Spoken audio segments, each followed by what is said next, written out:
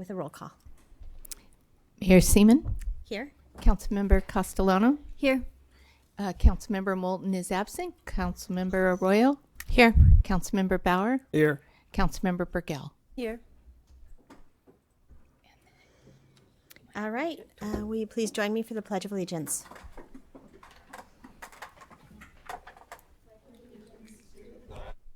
United States of America, to the republic for which it stands, one nation, under God, indivisible, with liberty and justice for all.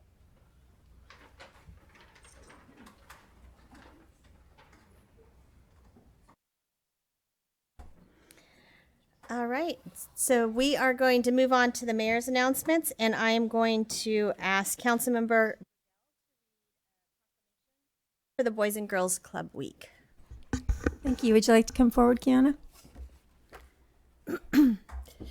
In recognition of National Boys and Girls Club Week, June 27th through July 1st, 2022, whereas the young people of Eureka, California are tomorrow's leaders, and whereas many young people need professional youth services to help them achieve their full potential, and whereas there are 3 Boys and Girls Club organizations in Humboldt County that serve more than 4,000 young people annually, and whereas Boys and Girls Clubs instill young people with the self-confidence to believe they can succeed at anything they put their mind to and stand at the forefront of efforts in the areas of key programs, academic success, healthy lifestyles, good character, and citizenship. And whereas Boys and Girls Club organizations in California help ensure young people have a safe and will provide them with quality youth development programs. And whereas the Boys and Girls Club of the Redwoods will celebrate National Boys and Girls Club Week with some 4,000 clubs and over 2 million more children and teens nationwide. Now, therefore, I, Kim Burgell, on behalf of the Mayor and the Eureka City Council, do hereby proclaim June 27th through July 1st, 2022 as Boys and Girls Club Week in Eureka.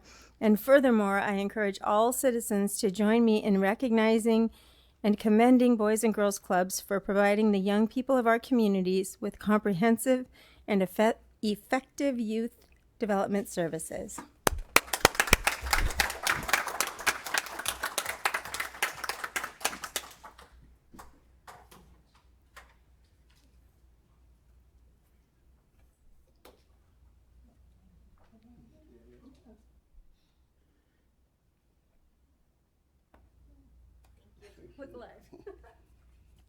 And please say a few words if you'd like. Okay. Celebrated since 1941, National Boys and Girls Club recognizes the invaluable service clubs bring to communities, paving the road for great futures that are within reach of every young person who enters our doors. Join in on the fun by celebrating National Boys and Girls Club Week by observing, participating in daily themed activity, I should say. So we are, as she stated, we're celebrating National Boys and Girls Club Week starting next Monday. And we do have themes every day that BGCA puts out. Starting Monday, we kick off the week. Our doors are open to the community, which usually they're not. So on that day, Monday, you could come in and just take a tour of our clubs. And we also have our club themes, and that day is Crazy Hairstyle Day. Tuesday is Spirit Day. Wednesday is Wellness Day. Thursday is Career Day. And Friday is we celebrate our staff, which we call Youth Development Professionals. And on Saturday, the 2nd, is our celebration of the week, where we have bounce houses, face painting. Humboldt Bay Fire will come out with a truck. Eureka City Police will come out with hopefully with their K9 or their fingerprint table. We have food, a dunk tank for staff, tie-dye station, music, and much more. So, and it's free to the community, so please spread the word. And if you could come out and check us out, please do so. Excellent. Thank We you appreciate so all you much. do.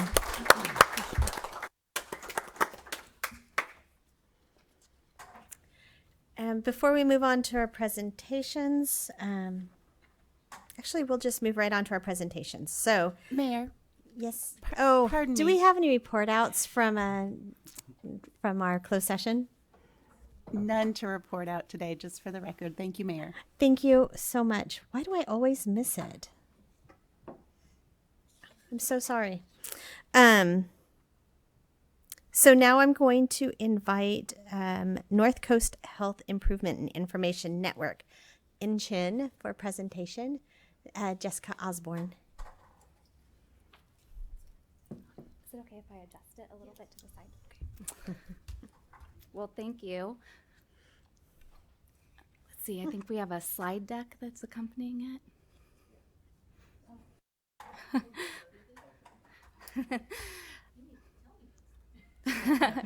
Perfect. There it is. Magic.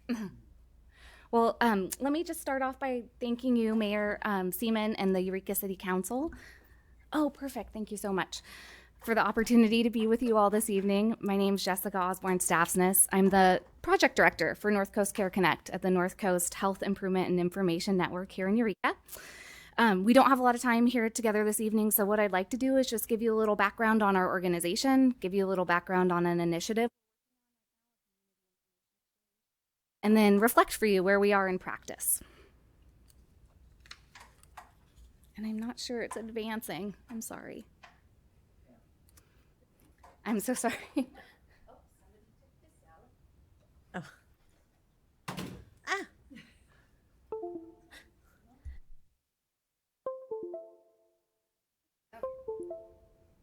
Okay. All right, we'll do it. Okay, great. I'll just say next slide. Okay, perfect. Thank you. Okay. So here's a bit of background on our organization. The North Coast Health Improvement and Information.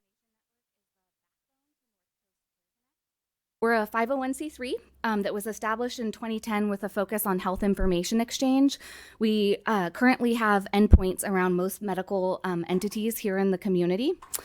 In 2015 or so, we built on that experience of health information exchange, the value of sending healthcare information to other healthcare partners, and started to work on cross-sector information exchange, which meant that we were able to do things like send caseworkers information when their clients were in the emergency room so that they could do quick and rapid follow-up care, stabilizing community care, and sort of the converse effort around that, which would be things like sending the emergency department information when a client has a caseworker so that you could have also in 2015, we expanded our scope of work and added an I to the name, so improvement, to focus on community health improvement activities. And we've been running a series of collective impact efforts in our community since then, most notably the Humboldt. And basically that's sort of a fancy term for saying that there's really, really tough issues to tackle in our community from a systems level, and no one organization and sector can take on those issues alone, so we try and take those on together. Next slide. So we're going to be talking about the CIE, which is the last arrow you can see there, the Community Information Exchange. But I just wanted to give you a sense of sort of the formative work that led up to developing a community information exchange. I would say that our early efforts doing health information exchange in the community were certainly formative.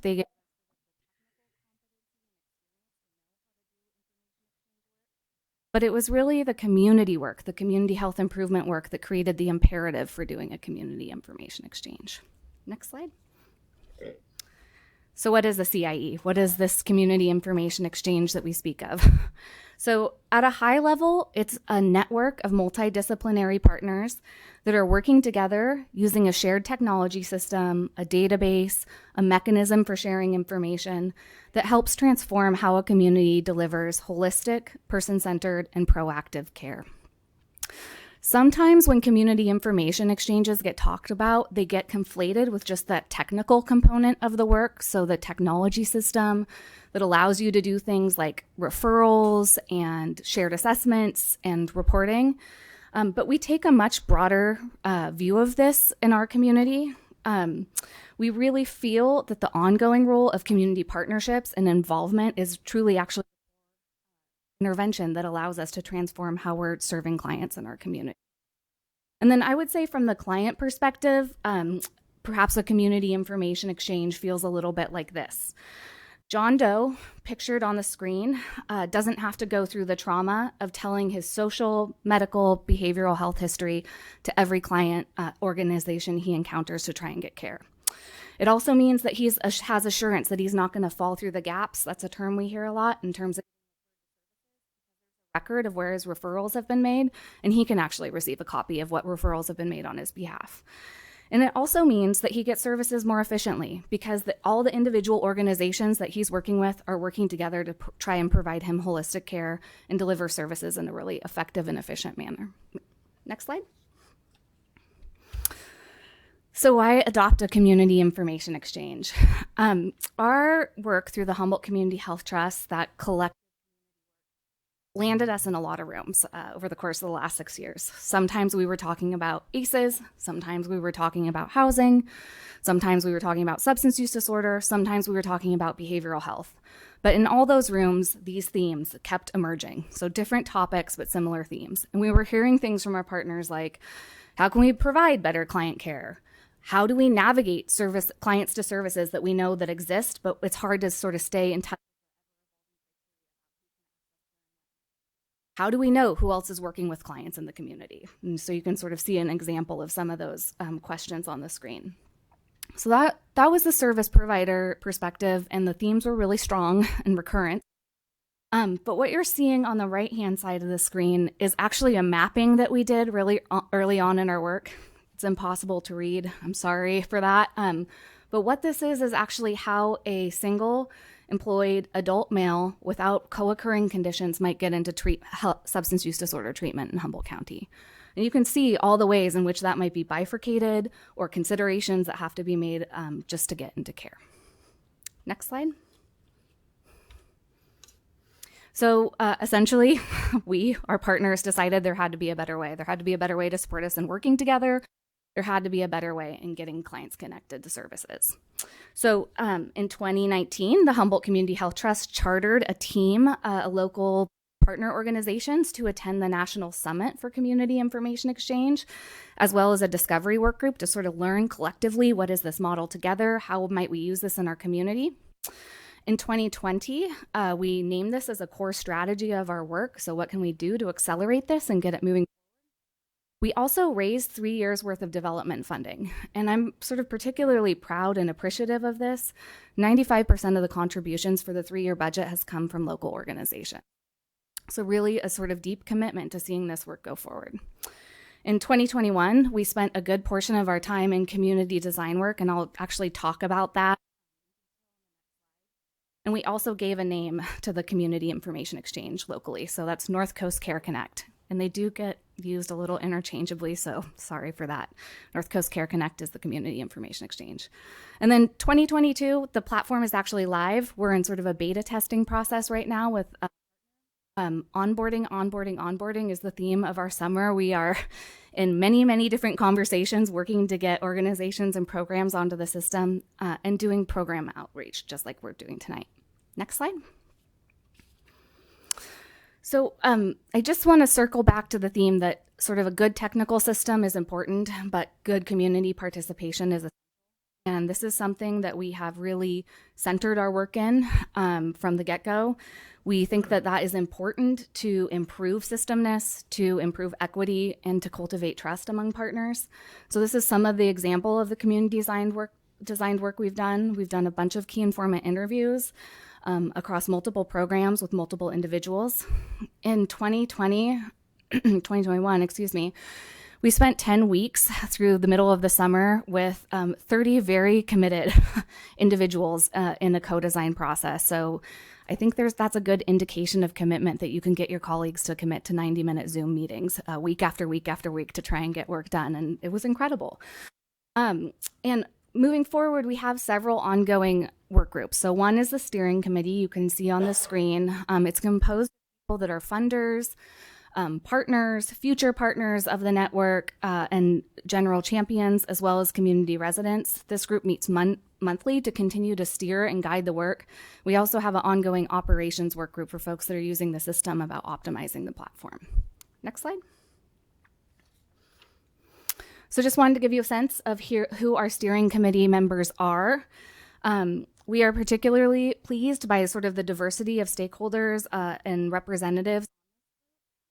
Really, we tried to have a range of organizational focus areas, partners, so that the needs of large organizations didn't usurp the needs of small organizations. And we actually have several community residents that have been involved in the work, and their voice has just been critical to shaping how this work moves forward. As we add partners to the network, they're invited to participate either in the steering or the operating.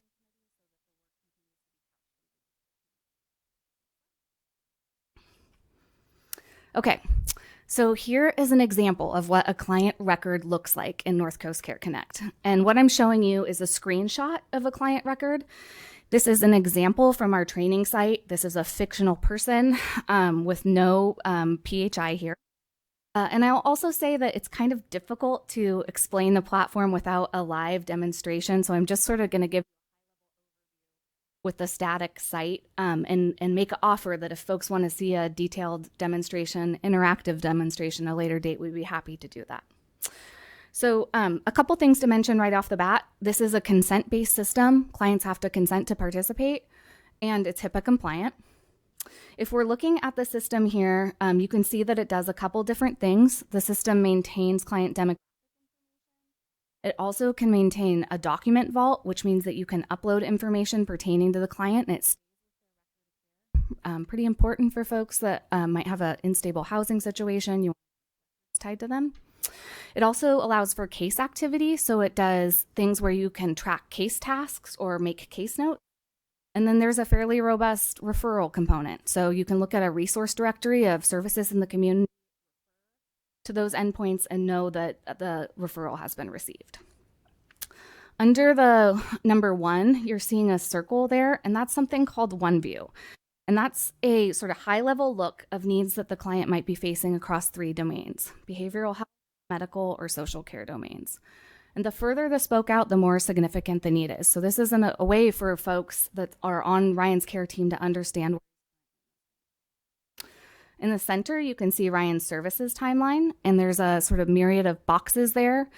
Boxes that are opaque are referrals that have been made that have been received by the receiving agency, and boxes that are open are referrals that are made but have not been yet accepted. And then to the furthest right of the slide, under number 3, is a picture of who's on Ryan's care team. And so we can see here that he has representation from a clinic on his care team, from CalFresh, someone that's helping him get enrolled in CalFresh, and as well as a case manager from a family resource center. So it's sort of a composition of folks that might be on the needs indicated in his OneView. So there's a variety of things that the platform does that's sort of hard to just describe from one slide. So we have had the opportunity to do some interactive demonstrations with a few of the city of. We're happy to make that available to any staff that wants to see that or council member moving forward. Next slide. So where we're at now, we are working really hard to create broader awareness of North Coast Care Connect. We have a really powerful set of champions, folks that have been involved in this work from the beginning, our steering committee, folks that are bringing this work to their partners so that we can continue to spread the word. And that's been really important for us in spreading and scaling the work. We're working on broader adoption of North Coast Care Connect. We're currently talking to over 29 programs and organizations about bringing them onto the system. And scale is important here. The most folks on, the more beneficial it is. We're seeking additional thought partners. We've been really fortunate to talk to the Uplift program, CSET, and early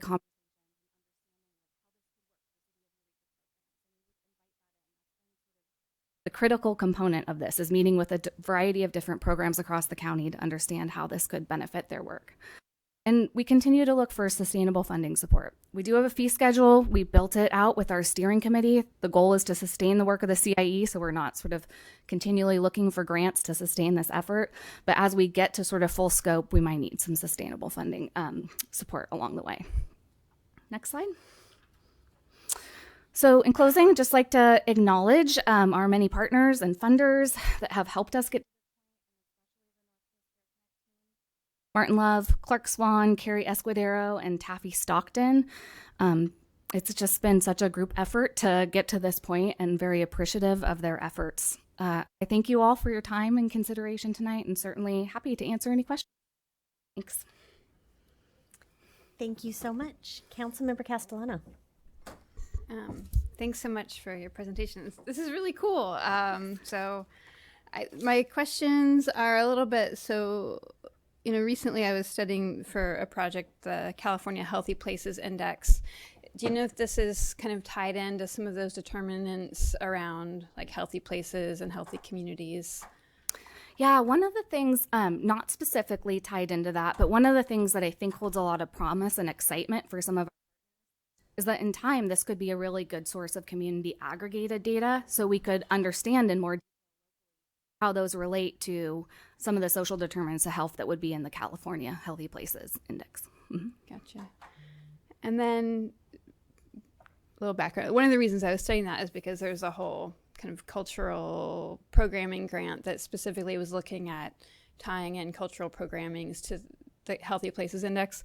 So, in something that's pretty active right now in the arts and culture community is just the relationship cultural well-being and health. And I'm just curious if there might be ways of, like, I know of quite a few different programs that, serve at-risk youth or underserved youth or, folks like that. If there might be ways of, that was, I think, be sort of like another layer of care I could imagine connecting to this. Yeah, that seems like that's a really promising opportunity. Are those programs that provide services directly to those youth might accept a referral to those youth, or just need to do it? Yeah, absolutely. I mean, I think this is about building a network and working better together in a more systemic way. So there seems to be room for all those programs in this. Any other questions? All right. I do want to say that I invited Jessica because I understand that collaboration is both critical and complicated. I was thrilled to learn the term the groan zone the other day, which is that very difficult time when you're starting to work with so many different organizations to find some way to all move in the same direction. But like you said, as you've gone from room to room and those topics come up constantly, we all need to be moving in the same direction. We all need to be working together. We can't do silos anymore, and this is just really exciting for me. So thank you very much. Thank you. It's also complicated, so if you guys sit on it and think about it for a long time, you can always call her and ask her more details. Yes, please feel free to do so. We welcome the conversation. My email's in the deck, and thank you all again. Really appreciate it. Thank you. Thank you so much.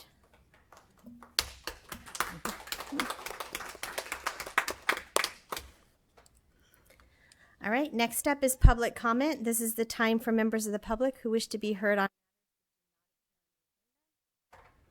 Speaking limit time is 3 minutes. Do we have anybody who would like to come up?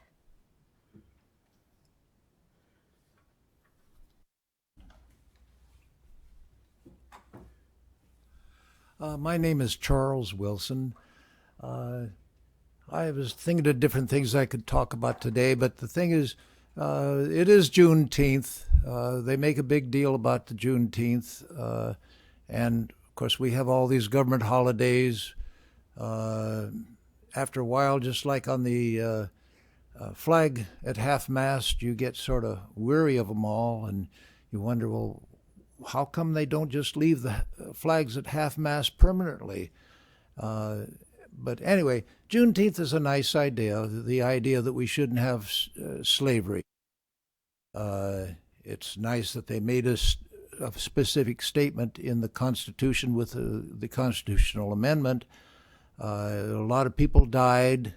I don't think they give credit to all the people that did die for the idea of eliminating slavery. The idea is that everybody should feel guilty, and I think that's a mistake, because there's a lot of people that did a lot to get rid of slavery. The United States has been, we're a young nation. We only came into existence was it 1776? They got rid of slavery whenever it was 18, well, whatever the date is, I start forgetting. But the thing is, before that, we had Britain, you had Portugal, you had Spain, you had the French, the Danish, all traded in slaves for hundreds of years. The slaves they got from Africa.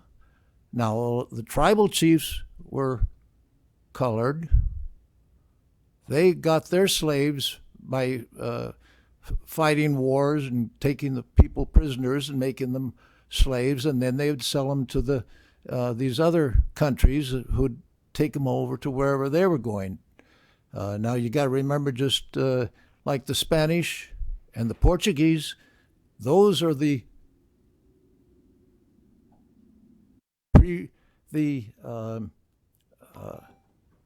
ones that are given in the oh, I forget the words, but anyway, they're not. I'm getting. Anyway, the thing is, we're a young nation. We got rid of slavery pretty quick, and these other countries were doing it for hundreds of years, and we shouldn't feel guilty about not getting rid of it there. Thank you.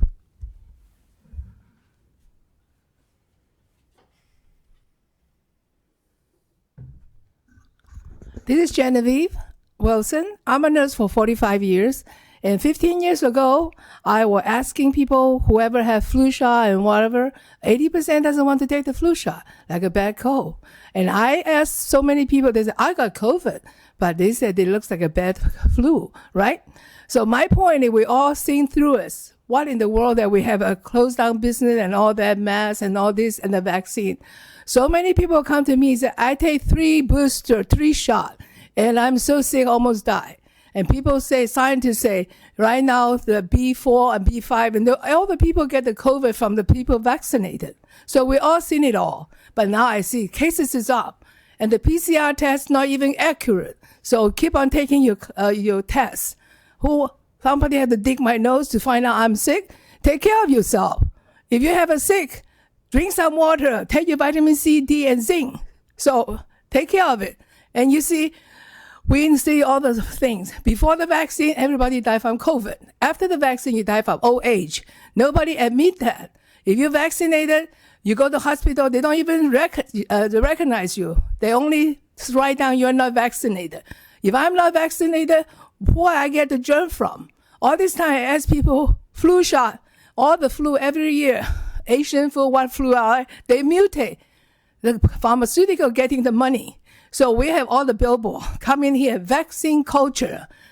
I say it, vaccine culture echo with gate depopulation, all right? And then I also say, don't wait, vaccinate. I say, don't wait, vaccinate, die quickly. And also vaccinate our youth. What is that? It's even not a vaccine. Vaccine prevents you to get the disease, but this one you're still getting. But they want to doctors it up. Oh, you won't get sick to go to hospital. So many people go to hospital.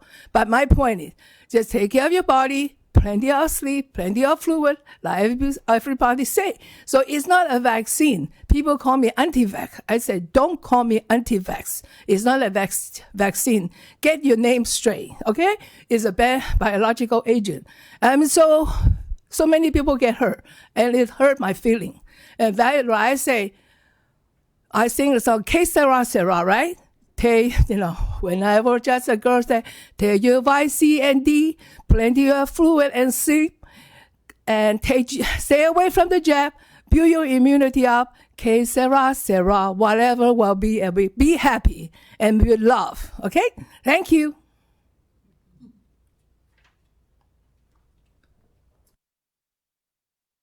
Well, without further ado, I'm not going to talk tonight. I'm going to play something for you. And that was a call to the Board of Supervisors. Unmute. You'll have 3 minutes. I hope you can hear it. Hello, can you hear me? Yes, we can hear you. Hey, to thank you guys so much for making Humboldt County just an amazing county. Orange Cap County and Orange Cap City is just a place to be. I love it so much. It's super inclusive to my lifestyle. You know, I love this rap video that's out right now called Orange Cap City. It really kind of highlights my lifestyle and the inclusivity that happens up here, to where I can come up here and I can be who I want to be, and it's okay. And so like what I like is, like I'm a heroin addict, and I take fentanyl. And when I go, broke, I can get free needles. And when I go broke, if I can't even get the drug, I can always just wear flip-flops, and kind of blindfold myself. Or in some of the walking trails around Humboldt, and especially around Eureka and Arcata. And as long as I have flip-flops or some kind of open-toe shoe on, and I'm not really watching where I'm going, I could probably just score a fix just by kind of bumping into a needle on the ground. That is fantastic. It's an opportunity of a lifetime for me. When I start having the feels, I gotta do something, and that's what I do. And I come here because I know that if I rob a store, or if I rob someone at gunpoint or anything like that, the cops will just let me go, and they'll just let me go and let me go and let me go, because they understand as a community that the inclusivity here, it needs to include everybody, all the animals, like the lady said, all the animals, and I'm an animal, and so I got to be included in this too. And, some people, they like to, play poker and shoot pool and high-five each other. And sing karaoke, and that's their good time. Well, some people are like me, and their good time is, sitting alone in an alley with a spoon and a needle and, kissing the world goodbye for a good couple hours. And what's the difference? We have to accept people for who they are, and then provide them with the things that they need at the taxpayer's expense. As a governing body. Makes sense, doesn't it? Make Eureka safe again. Thank you.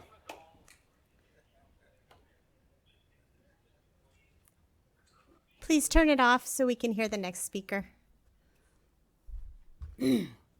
Hello, my name is Claudette. I want to start by apologizing for not making prayer for you all a priority in my life. The Lord has reminded me of the scripture in the Bible that compels me to seek the peace of this city in which he has caused me to dwell, and in return, I too will experience his peace. When he put you all on my heart, he had asked me what I would like to pray about for you, so I wrote it down, and now I will gladly share my prayer with you, about you. Father, it is my desire to lift up our community leaders and officials to you. I pray that they would unify and no longer lean on their own understanding, but would submit to you in all their ways, allowing your wisdom and insight to govern their decisions. I thank you for having the answer to the homeless and housing issues, the solution to the injustice regarding civil rights, and the strategy for how to best utilize the finances towards various projects here in our community. I pray they seek you for those answers, solutions, and strategies. Father, I also want to pray for the salvation of our council members and their family. May their hearts be softened to receive your truth, and that they would choose you to be the Lord and Savior of their lives. Help them to submit to you and walk in your forgiveness, peace, and righteousness. Reveal yourself to them and let them experience your glory. I thank you for your plan of redemption through the work of your Son, Jesus Christ. We are not forgotten, nor without hope.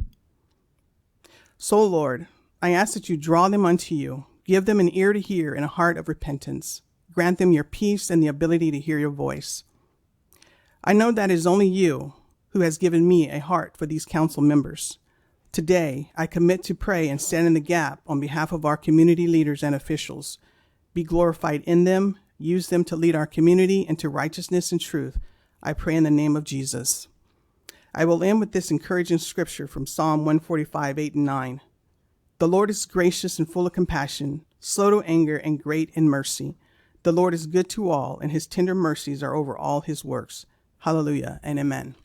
Lord bless you. Thank you.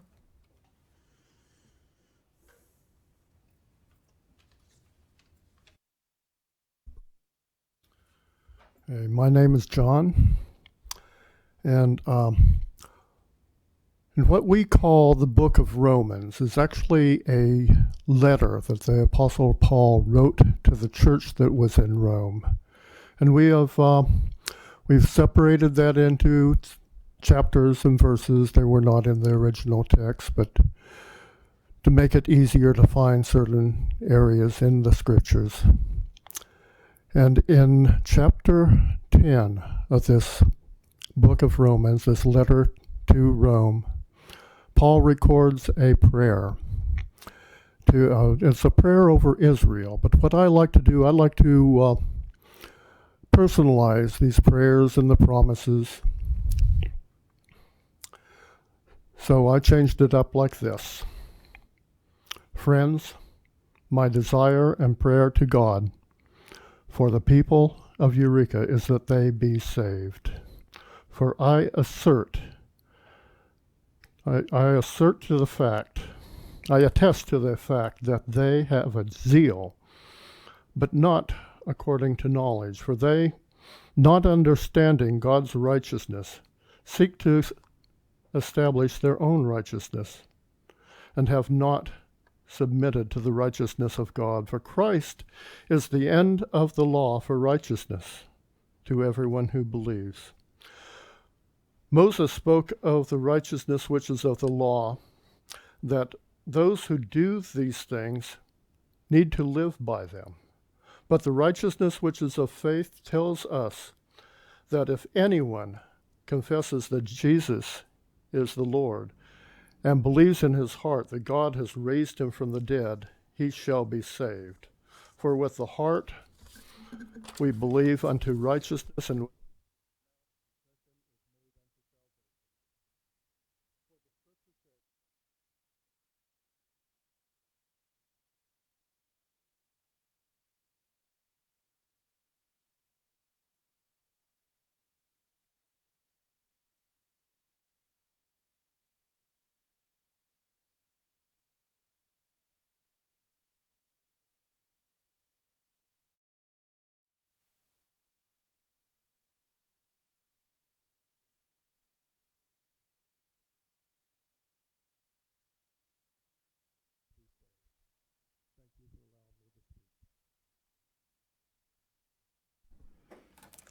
Thank you. Do we have any other public comment today?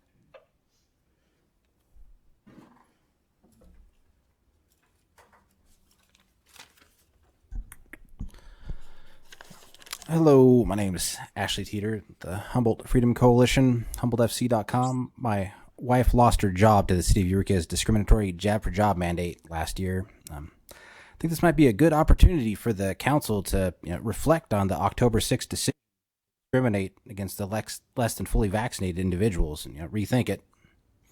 It was on October 12th that the Board of Supervisors did their similar meeting, and Health Officer Hoffman at the time stated that COVID cases can be elevated amongst the vaccinated. And then also that it is unknown how long a fully vaccinated person is contagious, when they have COVID. And also that policy dictates extremely more restrictive quarantines for unvaccinated individuals. And then at the same time saying that the CDC does not recommend surveillance of fully vaccinated individuals. So if they're not recommending surveillance, how would they know the difference between the two, really, if they're not paying attention to that? By this time, the city has already made its mind up, it has policy in place. Much of the sentiment of the council meeting when this was decided was that the state of California would soon follow with the universal vax mandate, and then also at the national level. This just didn't happen. They ruled it down at the Supreme Court. They decided it's not really an American thing to do. Some of the council members, while deliberating this issue on October 6th, stated that religious and medical exemptions would somehow add balance to the planned discrimination. Did the city even grant a single exemption? I submitted a records request, which was denied, based on grounds of privacy, but I wasn't asking for anyone's names, just numbers. Was there a single exemption? Now, in contrast to the Juneteenth, the city's Jab for Job discrimination prevents 25% of Black or African American individuals in Humboldt County from working for the city, and also about 50% of Native Americans. They just don't have the job, so they can't work here. I guess that's all right. The head of the New York chapter of Black Lives Matter has come out a few months ago with resounding opposition to vaccine mandates. So does the city not support BLM? On KNS radio, I repeatedly hear that Eureka is the cultural and economic hub of Humboldt County. Well, right now, the cultural and economic hub of Humboldt County is a disgrace. Is this what Humboldt County really stands for? I know that much of the country has been brainwashed by corrupt media and bureaucratic pharmaceutical partnership, CDC Big Pharma. It's time to wake up. We're given bad info, and it's getting worse by the day. So thank you.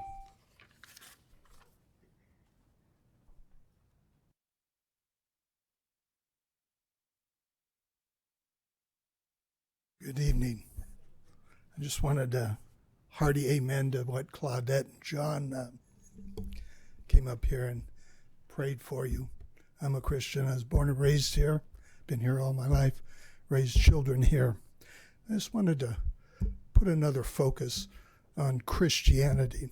You heard the man before me talk about religion. I'm also Native American, but I've contributed to this county and to this city, and I commend you and your work that's in front of you. Just want to focus on one little thing. John mentioned something from the Epistle of Romans. The book of Acts, that same man who wrote that epistle said this: Christians are to be a citizen. They're to administer civil affairs and manage the state of affairs, in your case, the city of Eureka. They're also to make or create good citizens so that good citizens behave properly.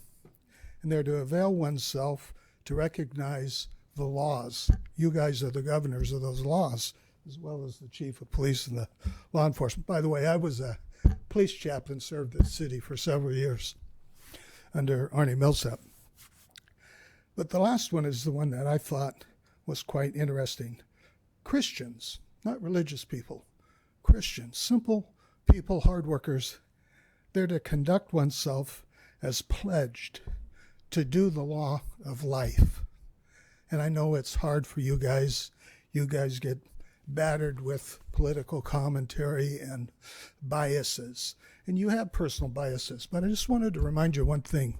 You sit in those chairs, you're not supposed to be biased.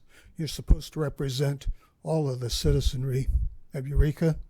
And I would just encourage you to think about that as Christians have their needs as well.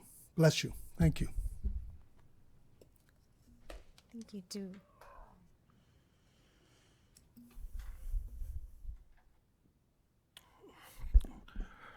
Probably starting to sound like a broken record, all of us harping on the same thing, but I'm old enough to remember vinyl records, and I know when I had one that skipped, I would fix it.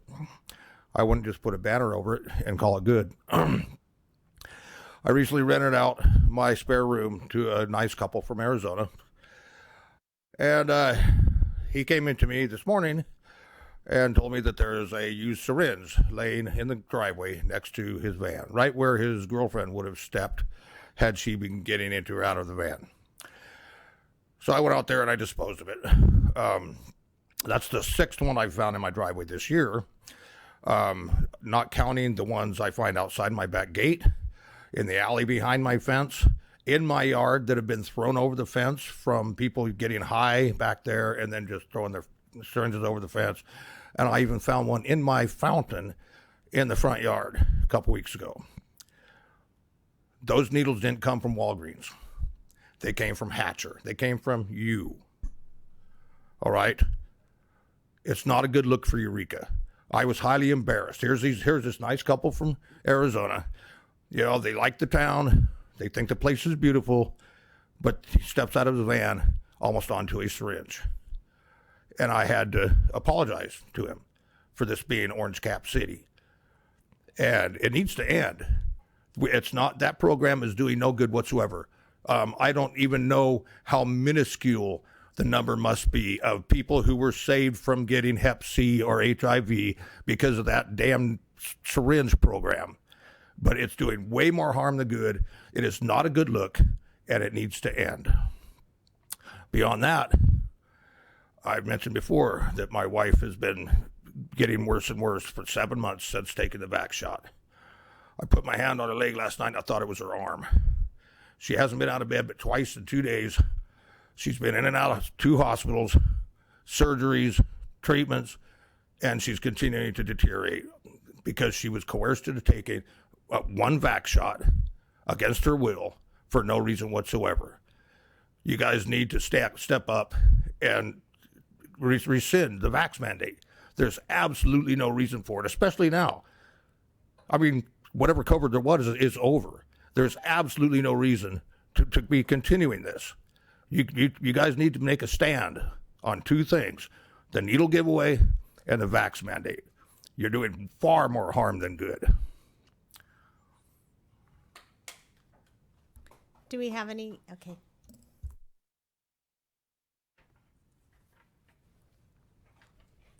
Hello, can you hear me? We have somebody inside first, and then we'll let somebody on Zoom talk after this. Hi, I'm here tonight to express again my disappointment in the council and mayor. Over the past 5 years, I've been contributing to public comment. I have seen virtually little action from our representatives to improve the complaints and suggestions to them.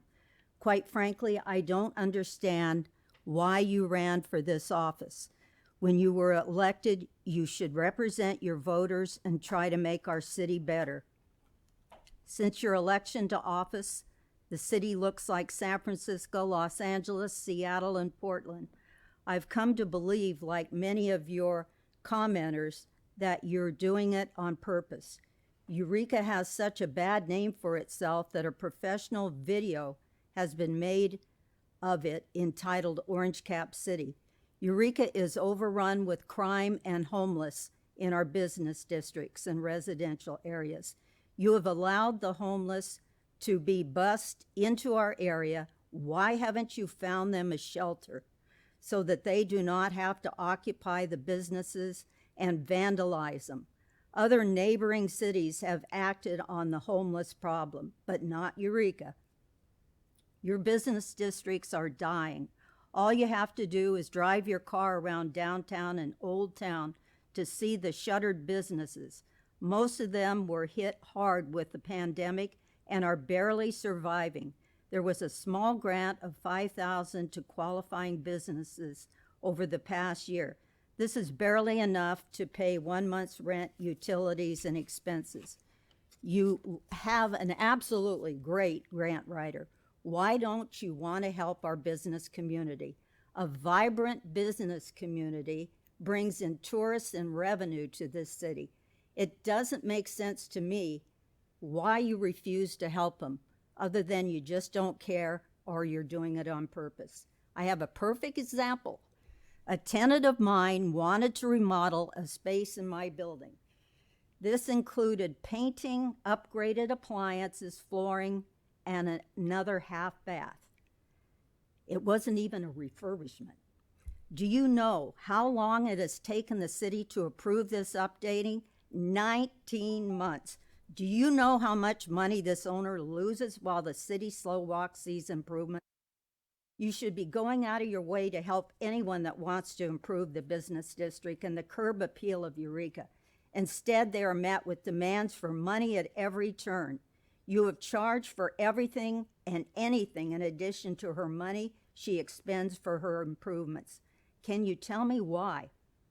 Why would anyone want to improve anything with these outrageous charges by the city of Eureka? Thank you. Thank you. Was that everybody inside so we can move on to Zoom, please? Mayor, we have Latanya Jacob. with her hand raised online. Thank you, Latanya. Go ahead.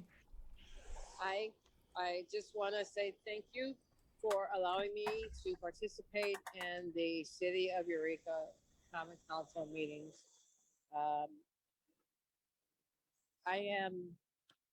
I'm not sure if I'm about to be homeless, but I just wanted to let you know that I thank you for allowing me to stay at the Flamingo Motel, room 3. I appreciate having shelter, and I will submit my further comments to the council in an email. And it's important that you know where I live in case anyone really needs to know how things are going for me since I got here in 2019. And here I am still today. Thank you. And I will submit my comments, written comments, preferably before the end of the week. Thank you. Thank you. Mayor, our next speaker is Michael Hansen. Please go ahead. Thank you. Members of the City Council and Honorable Mayor Seaman. First, thank you so much for your service and for your patience during this public comment process. My name is Michael. I've lived and worked in Eureka for over a decade, most of that time in the Old Town area. Like many residents, I was shocked and infuriated by the surprise deployment of surveillance cameras that can passively record all audio and video in our most popular public areas. I'm so sorry. This is an agendized item. So could you wait till the agendized item to make the comment on it? I apologize. Oh, no, I'm sorry that you have to wait, but that's just the way the process goes. But we're very... Stay on Zoom? Yeah, stay on Zoom and we will get to you as soon as we can. It's going to be pretty quick. Thanks. Do we have anybody else? Is there anyone else on Zoom that would like to speak during public comment for items that are not on the agenda? I'm seeing no one. All right, I will go ahead and close public comment and we will move on to the public hearings. I will say now that we're going to pull item E2 for a public hearing, and we're going to continue that until July 5th. So we'll go to E1 and go to the annual rate review of service rate adjustment for solid waste collection. And I believe there she is, Robin Pratzker. Thank you, Mayor. Good evening, everybody, Mayor and council members. Tonight is the periodic rate review for solid waste collection within the city per the franchise agreement that the city holds with Recology. And the agenda item was mistakenly labeled as an annual rate review. It is a periodic. And just as a quick review of the difference between an annual rate review and a periodic rate review, per the terms of our franchise agreement, certain costs are shored up annually, like disposal and insurance. And this is referred to as an annual rate review. A periodic rate review happens every 3 years, which is this year. And during a shore up, the actual costs associated with performing all of these existing programs, such as labor, fuel, leases, administrative costs, are all shored up against the costs that were projected in the 2 previous annual rate reviews. So for tonight, we are looking at our new rates, and we have concluded that they are in line with other local rates. We are comparable with the county, McKinleyville, and Arcata's service rates. Per the city's franchise agreement with Recology Humboldt County, they provide the application by April of each year. Recology actually submitted this year's review in March, a preliminary review in March. And for the upcoming 22-23 fiscal year, staff is recommending a 2.51% rate increase from the rates that were approved by this council in July of last year, 2021. The first factor that contributes to this rate increase is the cost of living. This includes operational costs such as labor and fuel, and pass-through adjustments such as insurance and property tax. Secondly, the Humboldt Waste Management Authority, HWMA, increased their disposal fee by 5% effective July 1st, 2022. And lastly, it should be noticed there has been a little bit of a cost saving through improved commodity pricing and Recology recovering CRV recycling processing fees, which resulted in an 11% reduction in the recycling processing fee, and that has been applied to this rate review. The associated costs related to this year's rate review have been analyzed by city staff and found to be justified. So the results for the rate adjustment are as follows. For a typical commercial customer with a 1-yard bin, it's an increase of $4.98 per month for a total rate of $203.93. For the typical residential customer with a 30-gallon tote, it's an increase of 82 cents per month for a total rate of $33.58. And for green waste customers with a 96-gallon tote, there's an increase of 7 cents per month with a total rate of $6.61. With that, staff recommends that council adopt the attached resolution and approve the 2.51% rate increase for solid waste collection services for fiscal year 2022 through 23. City staff are available for questions, as well as General Manager of our Recology Branch, Linda Wise. Thank you so much. Does anybody have any questions on council? All right, seeing none, I will go ahead and open up this public hearing. Do we have anybody here to speak on this item in particular?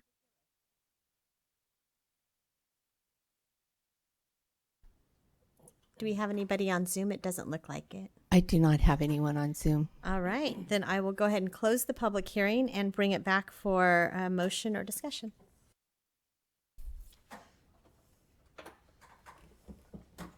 Anybody? Councilmember Castellano.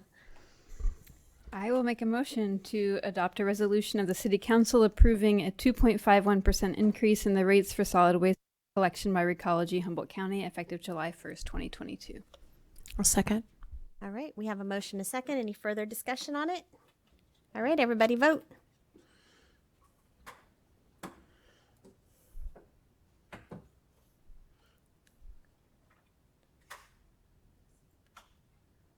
All right.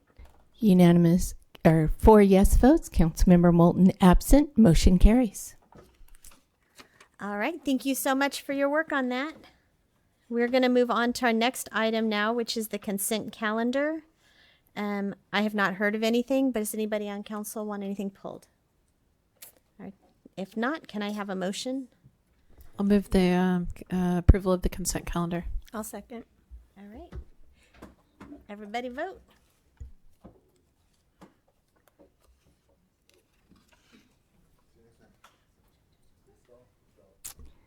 Four yes votes. Councilmember Moulton absent. Motion carries. Next, we're moving on to legislative action correspondence. And did anybody have anything they need to bring up here? I do believe City Manager Slattery had a brief update on our last legislative action correspondence. Thank you, Mayor and Council. At the last legislative agenda item, Council requested that a letter be submitted to the Surface Transportation Board in relation to the rail banking of the railroad from Sonoma up to Samoa. And that was submitted. And if it wasn't for us, it would have never happened. But we got our way. So they did deny the submittal from the companies wanting to bring rail back, and they allowed for rail banking to occur. So it worked out well. Thank you for getting that done. We are going to move on now to reports and action items, and this is the security camera use policy, item I-1. And City Attorney Luna has a brief introduction to that. Thank you, Mayor. So this item, I do not have a lengthy presentation on this item, but I do hope that it is both short enough to be user-friendly and also substantive enough to be meaningful. And because of the public interest in this item, I think I will cede any time for explanation to questions from the council and comments from the public. Councilmember Arroyo, then Councilmember Bauer. So in the item about third-party data sharing, I understand the provisions made here. I guess I'm wondering if there's the possibility of just making the footage publicly available, thereby letting everybody in the community know what we're viewing. And, you know, I've heard some requests for that, that we just have like a gazebo cam or something in our downtown area that just is streaming all the time. And I know that other communities do that. So I was wondering what your thoughts are. I have given this some consideration, and I think that it's not my recommendation to have the city do that at this time. I think if the city were to do that, it would bring up some additional questions that I would like to answer before we even consider that. I think that this policy is very much geared towards those things that are necessary for the city right now, the benefits to the city uses, not public uses, the breadth of which, almost boggle the mind. So it isn't my recommendation that the city just go ahead and make this public all the time.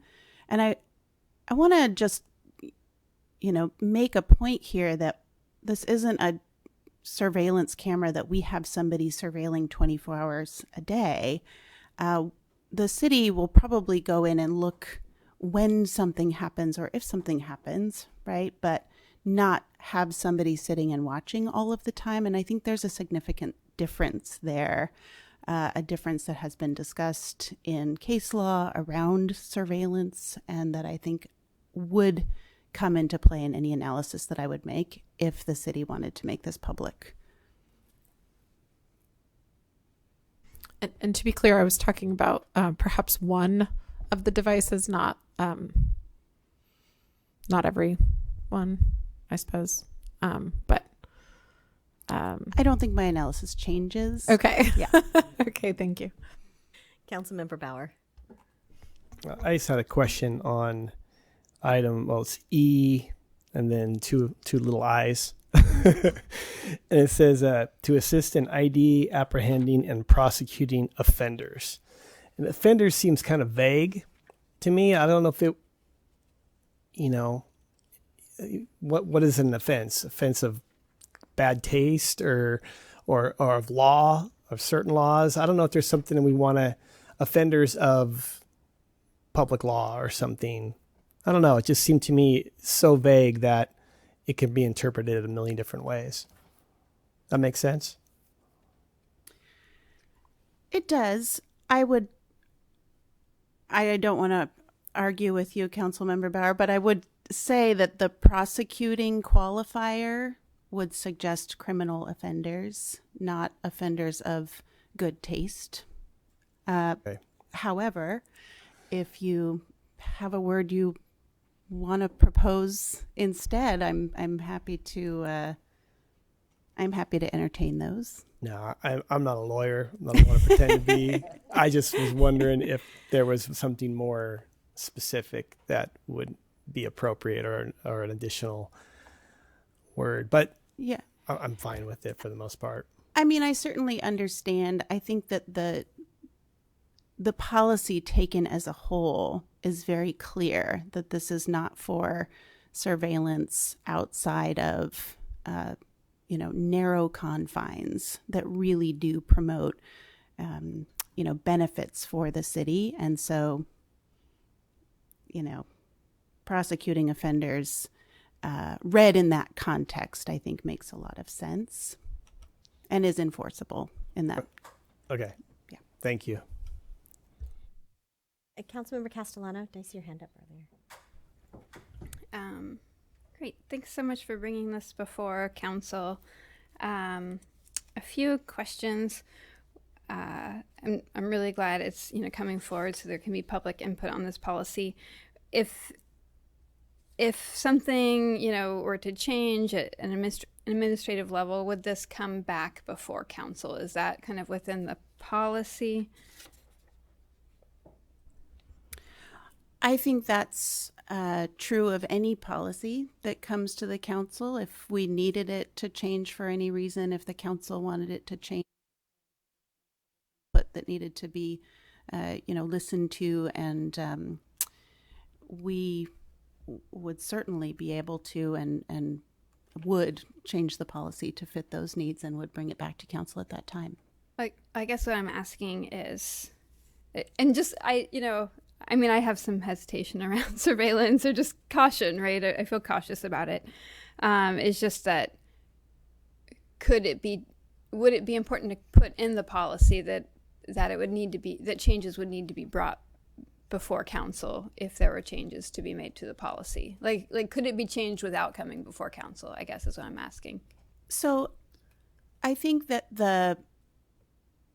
the way that the policy is written, again, I wrote it to be very clear that there is a policy that we use for narrow purposes. And while my opinion usually doesn't matter, I will say that I also have, I think healthy concerns, which is, I hope comes through in the policy.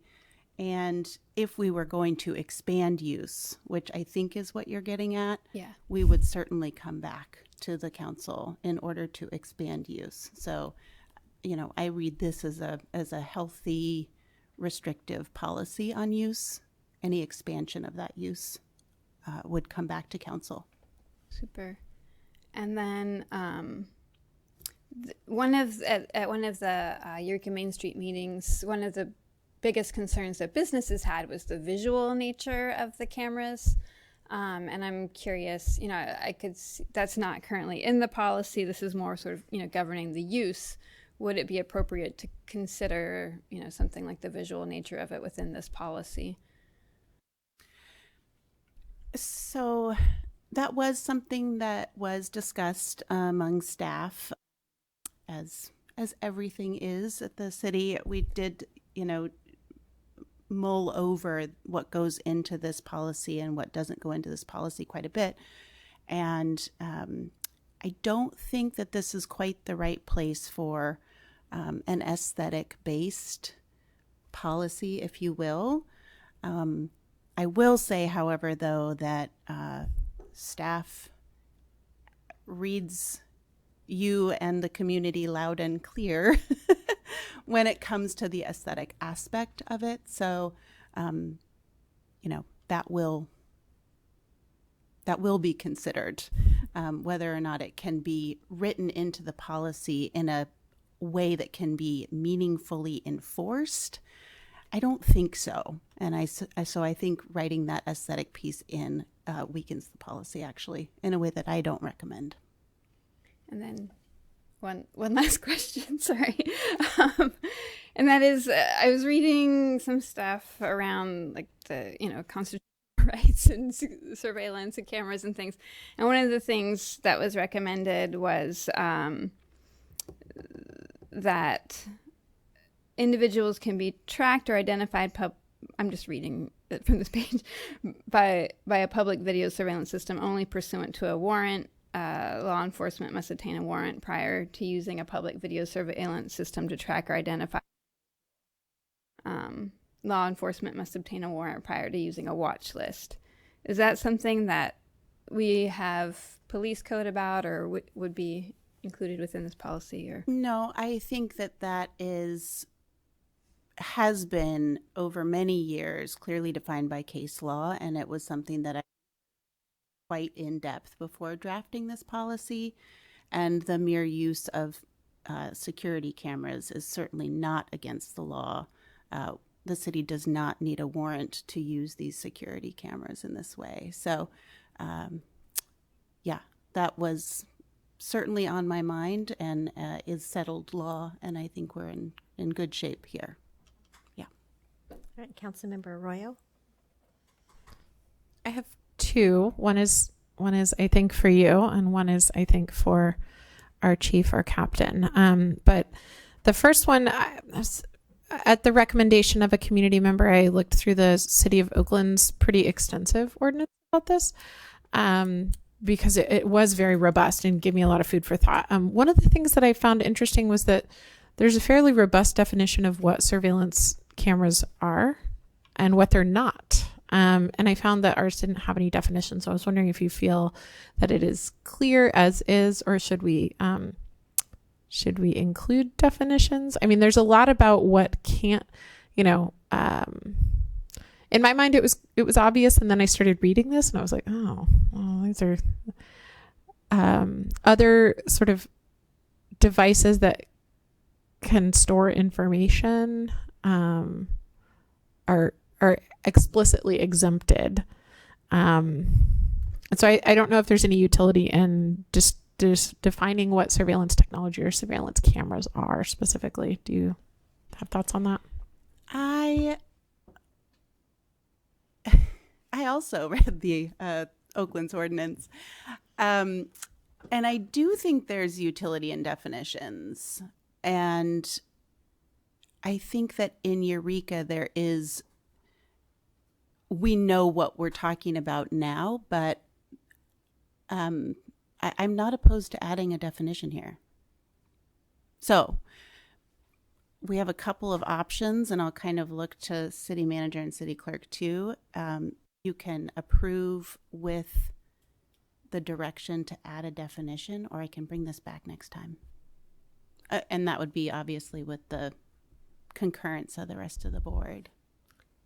And that would be small enough to be able to approve it with, it's not an ordinance, it's just a policy. So I think we could come back to that hopefully after we hear have comment. After I ask 2 more questions.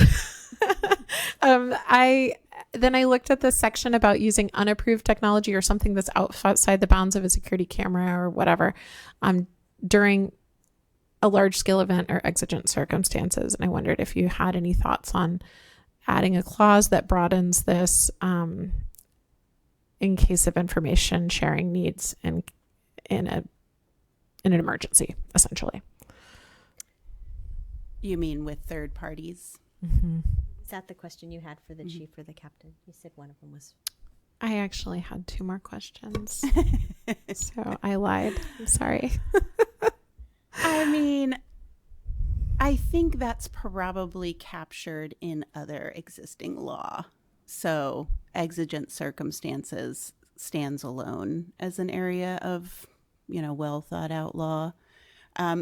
So I don't think we need to add it here. Maybe going outside of this a little bit, the conversation around data sharing, I think is a bigger one that, we could have at a different time. And now that I'm thinking about it, because I did read ordinances with the definitions, I think I changed the name of this to security camera specifically, because that has a specific definition, or at least a clearly understood definition, whereas other cities that were developing, ordinances and committees and lots of other scaffolding around that use had a lot of other things at play. And so, the city has very few devices, and I think that's why I kept this as short as I did and cut out a definitions portion that could have grown to unruly lengths. Okay. I think that makes sense, because the other ones were like surveillance technology, or more broad terms than security camera. That's yes. I'm sorry. I'm now this. I wrote this a while ago, and I'm now remembering that is the decision that I made. Okay. To narrow it for that purpose. Okay. Yeah. So you don't think we need to add something about exigent circumstances and sharing data? Okay. And then I was going to just ask if you wanted to comment on the way that you anticipate using this, but I do think the ordinance makes it fairly clear. But are there any additional things you feel like you need to say about it, EPD? I anticipate you're the primary user of this information, so. Hey, good evening. Todd Jarvis, interim police chief. Primarily, I see this, and historically it is used after an act has occurred. And as the city attorney said, we're not monitoring this 24/7, so we can go back, look at footage, and then track down suspects, hopefully, and even determine if crimes have occurred or not. And oftentimes, these types of cameras are just as valuable to clear somebody from a crime as they are to find somebody and gain that prosecution and conviction. So it's a great tool for law enforcement, but there's a lot of uses. You know, during any type of event, we can look at all kinds of things. We can look at crowd sizes, we can look at parking, and we can look at traffic matters, and we can look at the condition of city property. So there's a lot of things we can use it for, but our goal primarily is to be able to identify crime, identify suspects who've committed crimes, and to track them down. And when people give you their private security camera footage, when there's been an incident and they want to remit that to you, this policy doesn't seem to cover that. This is about city-owned or city-operated devices. But is there already, a policy in place within EPD to handle that evidence, essentially? I mean, I assume there is, but I don't know what it is. And we also plan on creating a more robust policy within EPD to utilize this system as well. And it's important for people to understand that these are going to be used for the purposes stated here, and we're going to make it clear that there's no room for abuses. And because these cameras have the ability to tilt, pan, and zoom, we want to make sure that any use of them is authorized. There'll be a limited amount of people who have access to this, and also that it's for official purposes. Thank you. You're welcome. I have a quick question for you. I think people a lot of us are, don't like the idea of surveillance, like Councilmember Castellano was saying. But I think it's important to understand this is really about deterrence, right? I mean, the cameras that we have, the mobile ones that have been moved around the city, can you give us any kind of data as to has that reduced crime in those areas, reduced vehicle break-ins? I think they have. It has. I'm going to let the captain talk to that because he's had a lot of experience with that. But yes, we are looking at this as a deterrent, and we're looking at this as a tool to then, if a crime has occurred, to identify suspects. But yeah, let the captain talk about police one.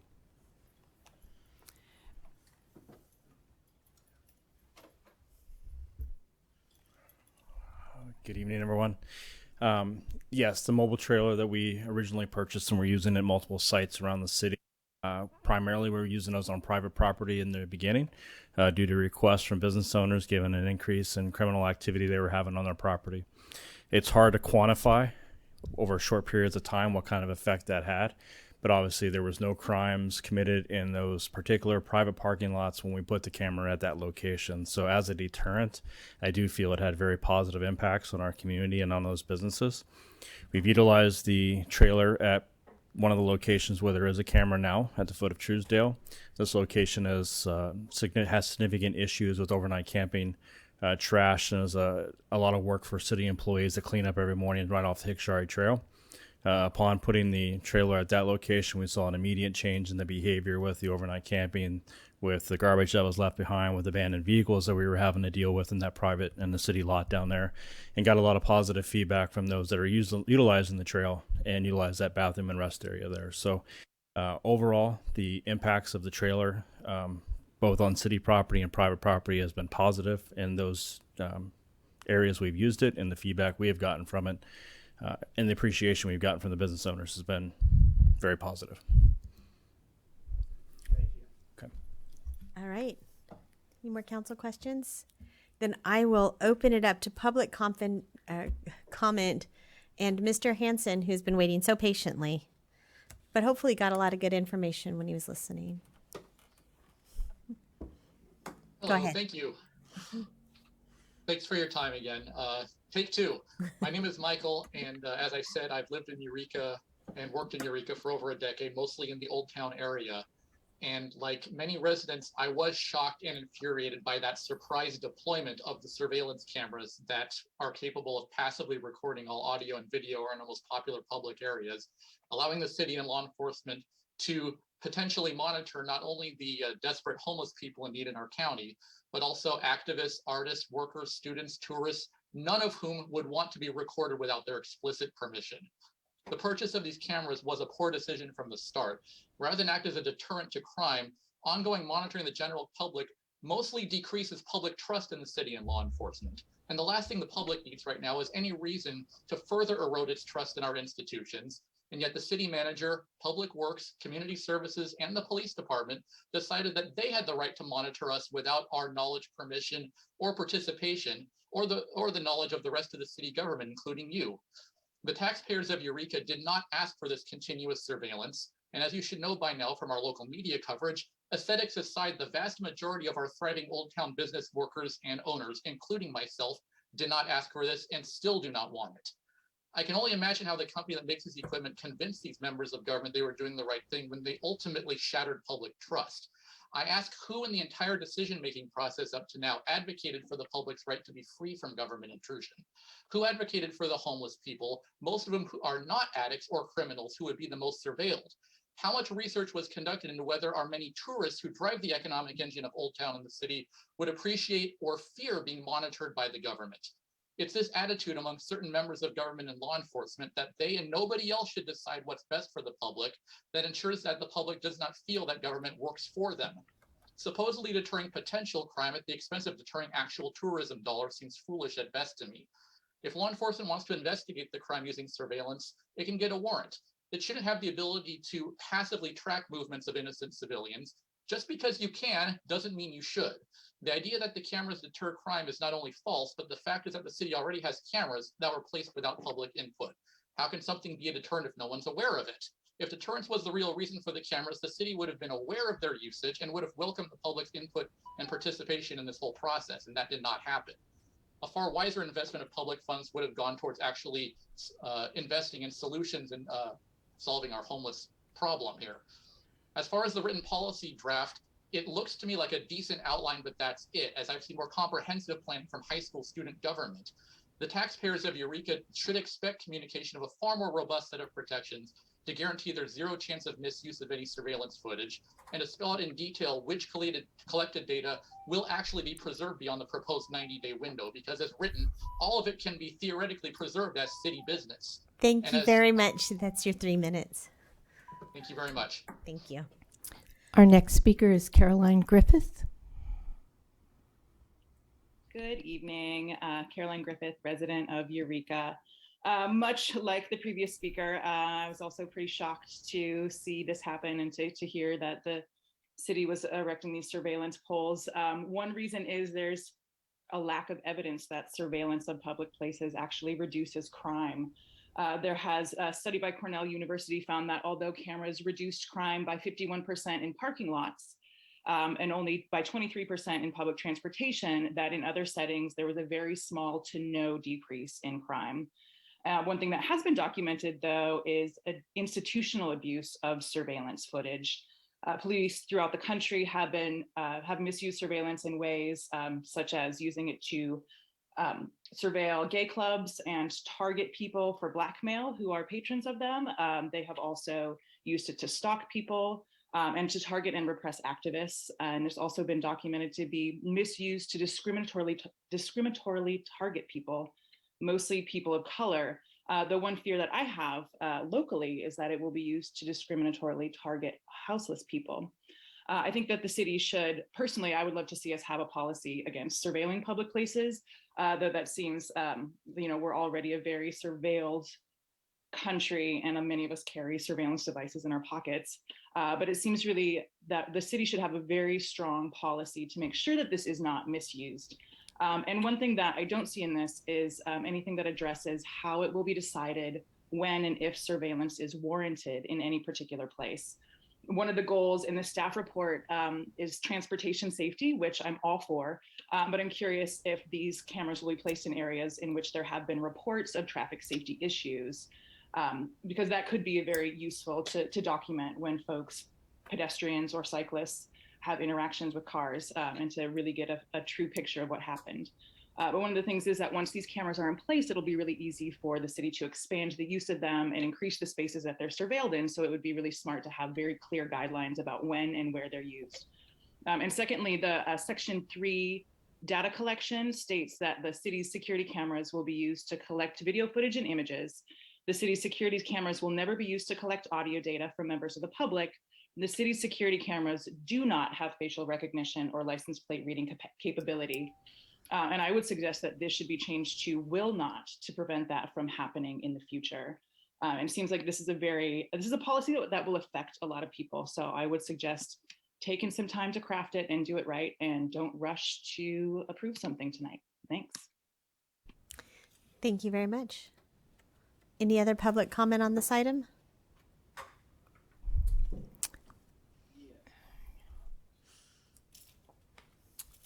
Hello. Yeah, I know it's kind of a mixed thing, wanting to, document, possible crimes and, protect people's civil liberties and whatnot. Kind of makes me think of a friend who had an idea for a shirt is "Don't Frisco my Humboldt." And do we really want to grow this city into something it's not, before it gets there? Yeah, and I just, you look at the way things are in China and stuff with, social credit scores and just all the surveillance that those poor people have to put up with that. It's just I don't know if we want to get there. And I'm just thinking of, the California wiretapping laws. It's like any public instance that, someone would expect to be private. If you're just, not in this instance, but if you're just another person recording them, it's illegal. If there's someone assumes that it's a private conversation or, they're conducting themselves privately, walking down the street, then it's an overstep of what a normal citizen can do. So I just think we should, reconsider it and just not let it be a gateway camera that leads to more cameras, on every little pole, looking at us from every little angle, turning us into a bigger city than, we are, quicker than we need to get there. But yeah, that's pretty much it. Thanks. Thank you. I see LaTanya online. Thank you. I just wanted to say, I do apologize. I think it's necessary for me to say where I live, and as far as the cameras goes, I did my journey from where I was at the bus stop to the room where I currently live.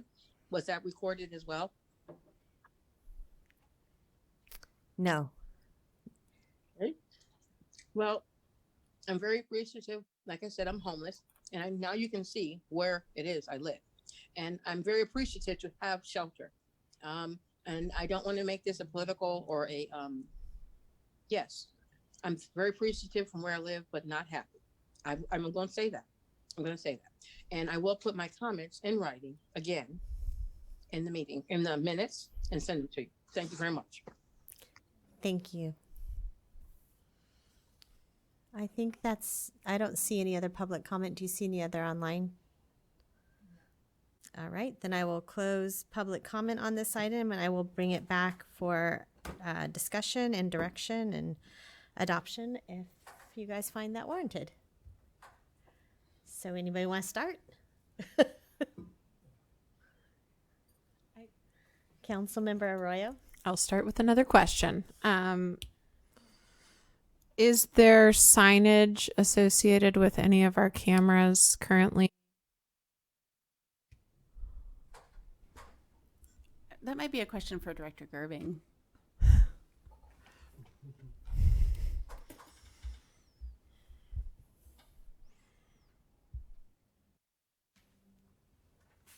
Good evening, Mayor and Council. No, other than some of the security cameras at city facilities, those facilities sometimes signed such that people are aware they're being, the footage is being taken.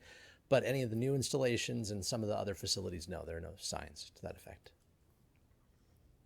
So in some places it says surveillance in progress or something like that. Security cameras here.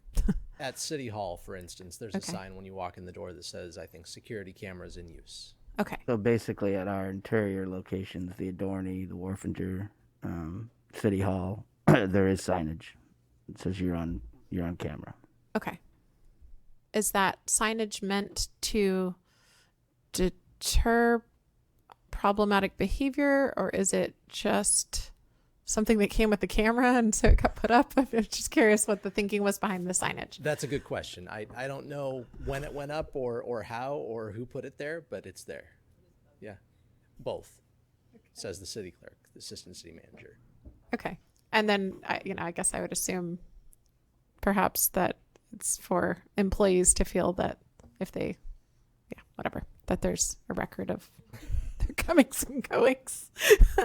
That wasn't meant to come out the way it did. I would say I've worked at places where there was surveillance footage that if people were like leaving early in the morning or late at night, they could feel like a semblance of safety walking to their next place. Okay, I think that's all I had about signage. I guess I'm interested in the idea of utilizing signage as a means to provide some more information that there is video surveillance in locations where that's happening. I guess in reviewing, so as I mentioned, a community member recommended reviewing what the city of Oakland has done, which is very robust. There's a much more detailed ordinance. It pertains to surveillance and community safety more broadly, and it includes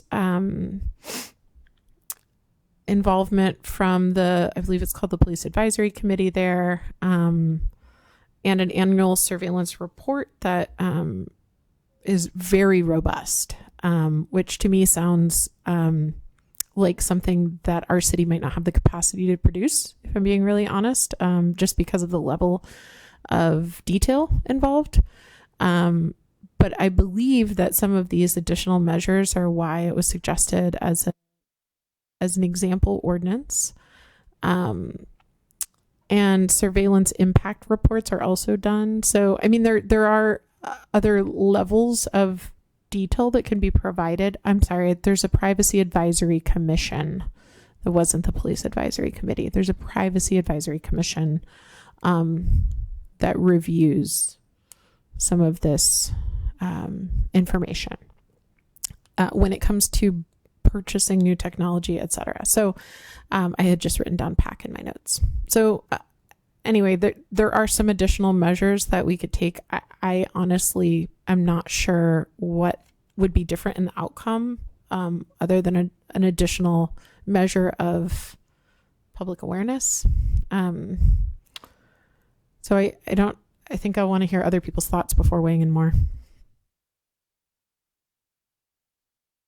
Bergel, then Bauer, then Castellano.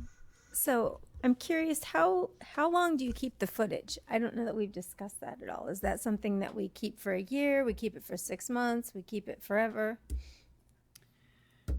The policy says that data will be deleted after 90 days unless there is a reason to keep it. I mean, unless it's part of an ongoing investigation and it's evidence now in a case.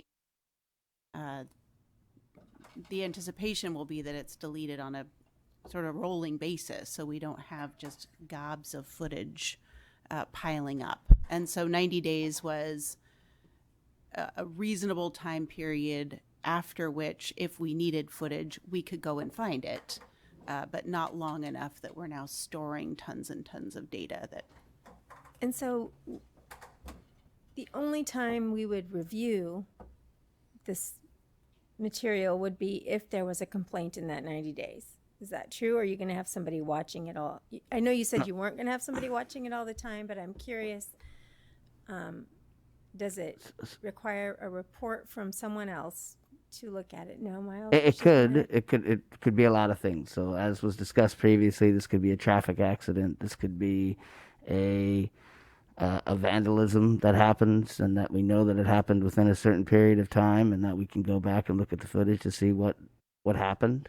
It could be a crime that was reported in the area, or even in an adjacent area that you'd go back and look at it. But we definitely do not have staff to sit and monitor cameras in any way, shape, or form. When we had the mobile ones, they were put in locations where we had lots of calls for service and lots of complaints in those areas. As Captain Stevens relayed to council, they were extremely effective. We used them at the Adorney, we used them at Truesdale, we used them at a couple of private locations where they were extremely effective, more so as a deterrent. But for the purposes of viewing them after the fact, it would be very similar to what Councilmember Arroyo had explained, where we know, I mean, a good example is that we had some crime that was going down in Old Town, and a lot of the boxes were being broken into, and electrical boxes were being shut off, and they were breaking into businesses. They used other security cameras from local businesses to help figure out what happened and to catch the person who was doing that. And so, but it wouldn't just be for that purpose for EPD. It could be used by Public Works and traffic safety. It could be used by community services for maintenance related issues, but only when necessary and there's a reason to do so. But we're not monitoring them. So if that being the case, then how was it decided, if the business owners and council weren't aware that this was going in Old Town at the gazebo, how was that decided? We heard it in public comment tonight. So it was decided based, so first of all, the reason why we got the lot cubs originally is because of our staffing issues at EPD. We were receiving a high volume of calls in certain areas, and we didn't have the staffing or the patrol staff to go out and monitor these areas. So these lot cops were brought in by the previous chief to look into alternative ways to help with staffing and to provide a deterrent so that we can address some of these issues. So when we went out and utilized these over a 6-month period, they were extremely effective. It reduced the calls for service in those areas, and they're extremely effective. So that's how the decision was made to go and purchase these. No, that's what I'm asking, is how did one end up in Old Town? I understand why we purchased them, and I understand also that there has been suggesting there isn't. I'm just curious. We just heard from a couple speakers that Old Town wasn't informed. The businesses are upset about it. Council wasn't informed. So I'm just curious if you could just speak to that. So we chose that location because of calls for service and issues that we've had in that location. The decision was made at a staff level, as it was previously for the mobile lot cops that we used at other locations. As far as the notification, and I'll take the blame for that. We didn't. We were looking at this as more of a solution for some of the staffing levels that we have at EPD. These locations that we're choosing are areas of high call volumes and areas that we needed to be addressed, and that's where that location was decided. As far as the specific location where it was placed, that was just decided by staff at the time. But as far as the general areas and the locations that they were placed, they were based on call volumes and calls for service, as well as staff security issues. I can tell you that the one that's close to the Wharfinger was put there, and the lot cop was put there because we had a lot of concern about the safety of our staff. I'm just, that still doesn't get at what I'm trying to figure out, but I'm just trying Could you to rephrase the question?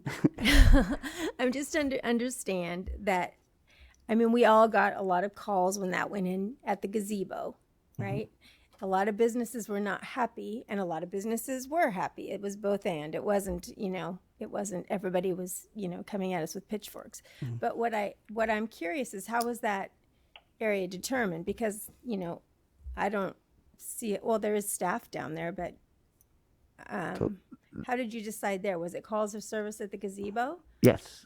Calls for service, the issues that we have with the Old Town restrooms, the calls for service in that area, the crime in that area. From staff's perspective, yes, we've heard concerns, but the majority of the business community have been appreciative of the security camera going in there. Thank you. Mm-hmm. I wish we could put them where people are dumping illegal trash. That would be an amazing thing. Councilmember Bauer. I think Councilmember Brugel asked a lot of the questions I had, in particular about, does the public want this? I understand the calls for service issues. I mean, we're perpetually shorthanded, but I don't know. It feels like the commentary that we've received or the comments, I don't know. I'm a little unsure whether we need a more robust, policy before we, implement something like this. I don't know. So I'm interested again in what others have to say. Councilmember Castellano, then Councilmember Arroyo. Yeah, I definitely agree with other council members' concerns, and I appreciate that Chief Jarvis brought up that there will be a corresponding policy within EPD, and I personally would like to kind of actually see that policy come forward with this, just and maybe just to speak to something that I think is really still present in our community is the whole texting scandal. A lot of, just a lot of trust was eroded. And I think that people see something like this and it's just, people aren't sure how it's going to be used. And again, I know that people want to change that. And I think one way of changing that is to have a policy that guides, that kind of governs just, sort of the protocol around having access to this kind of security camera. And then I do think that city business could be defined within the policy, and I appreciate Caroline Griffith's recommendation to include that the cameras do not and will not have facial recognition or license plate reading capability. That would be my kind of feedback around that. I was also just kind of curious, just personally, I know that this maybe isn't within the policy, but just the cost of each camera, like how much they cost. Is that a question? Sure. So the upfront costs for, and Director Gerving will correct me if I'm wrong, but the upfront cost for the poles and everything, which is what we own, was about $19,000, and there's an annual cost of $6,000 a month, $5,000 a month. Sorry, Director Gerving will have to ask that. I believe it was $5,000 a month for all of the 5 stationary and the 1 mobile. Yeah, I apologize. I don't have the numbers off the top of my head. The upfront cost is about accurate. I think the monthly cost could be in that vicinity, because if I remember right, we were looking at what's the overall cost of this entire suite of cameras as compared to one position, or what kind of bang for our buck are we getting with these installations. But beyond that, I apologize. I don't have the numbers off the top of my head. I think Assistant City Manager Powell is looking that up. So if we give her a minute to do that, maybe if you have another question while we're waiting. Go ahead, Councilmember Arroyo. Well, I was making a list of, and came with a few of these, but added to it in the discussion, making a list of recommended changes. I mean, I'm hearing some concern about maybe we're not ready to move forward at all, which I completely respect. And I'm happy to give it more time if we feel that that's the direction we want to go. But I did have a list of suggestions based on other ordinances and some of the comments. So my recommendations would include signs that say you're being surveilled, or, security camera in use, maybe not you're being surveilled. That has a different ring to it, but essentially that's what it means. So thinking about all these like annual or these robust reporting requirements, I realize it sort of negates the efficiency of their use if we are pairing them with really extensive reporting. I will say this ordinance language does say that the records are public records unless they're deemed otherwise, unless they're exempt from disclosure, so people can request the information. But I also think perhaps an annual report that just says, here's where we put cameras and then reiterates like the appropriate uses of them that we have in this policy. Like we've put, let's say, because this applies to things that we're not thinking about already. Like we're thinking about the lot cops right now, but down the line, we could have a real problem intersection where we have traffic surveillance going on and the staff will review it to see what. Right now, we're thinking about it in the sense of the lot cops and a deterrent from X, Y, and Z, and, having publicly available footage of some of our facilities. But I think there are other applications in which we might want to share an annual review of what we did and where and why. So perhaps a brief report that outlines that's publicly available. It's just one idea. I like the idea as well of changing that the do not to will not in that one particular example brought up by the publisher. And then it does say that the image or the security cameras won't be used in areas where there's a reasonable expectation of privacy. I think it might be great to also explicitly say that they will only be used in public areas or public right of way. To me, it's a little more clear that we're talking about a city looking at the public domain. And then lastly, when we talk about, sorry, I'm scanning around here.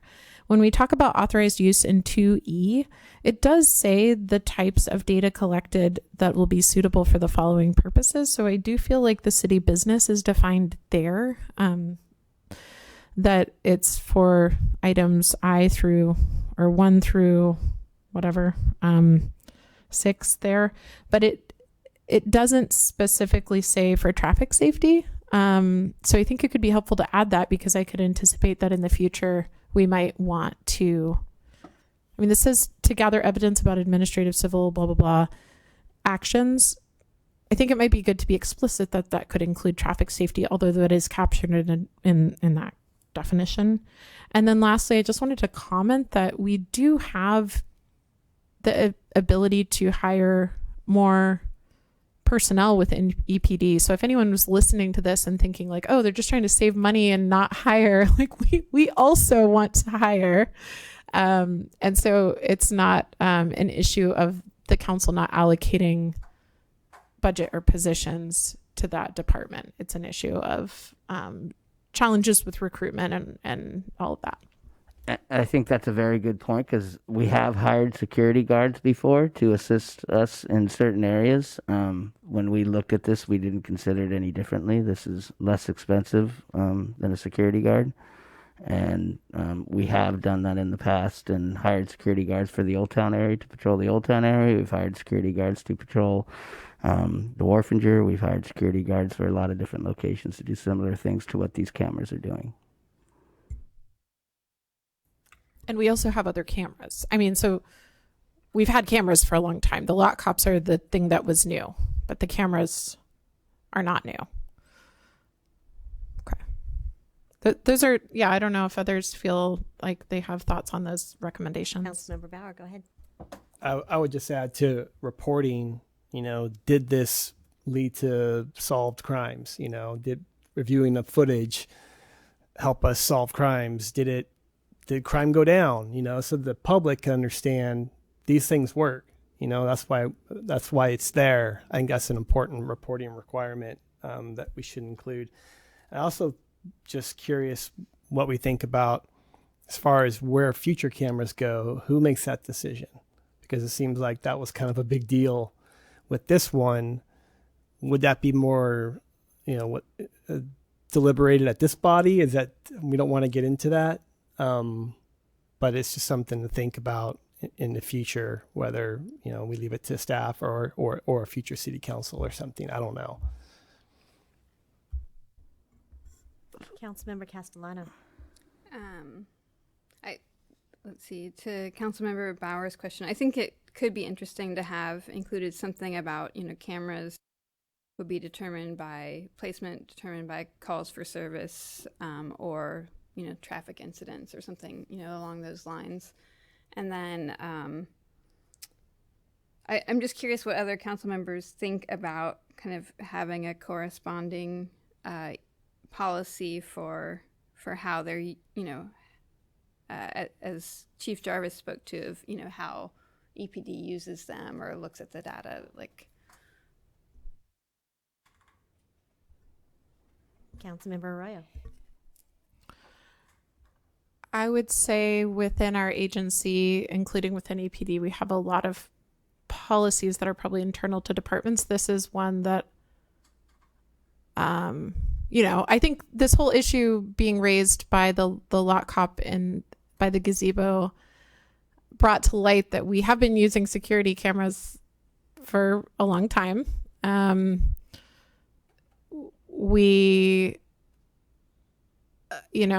I think it's sometimes hard for staff to know what council would want to weigh in on. There's a dollar amount. Like if it's under a certain dollar amount, then staff have the authority to make certain decisions.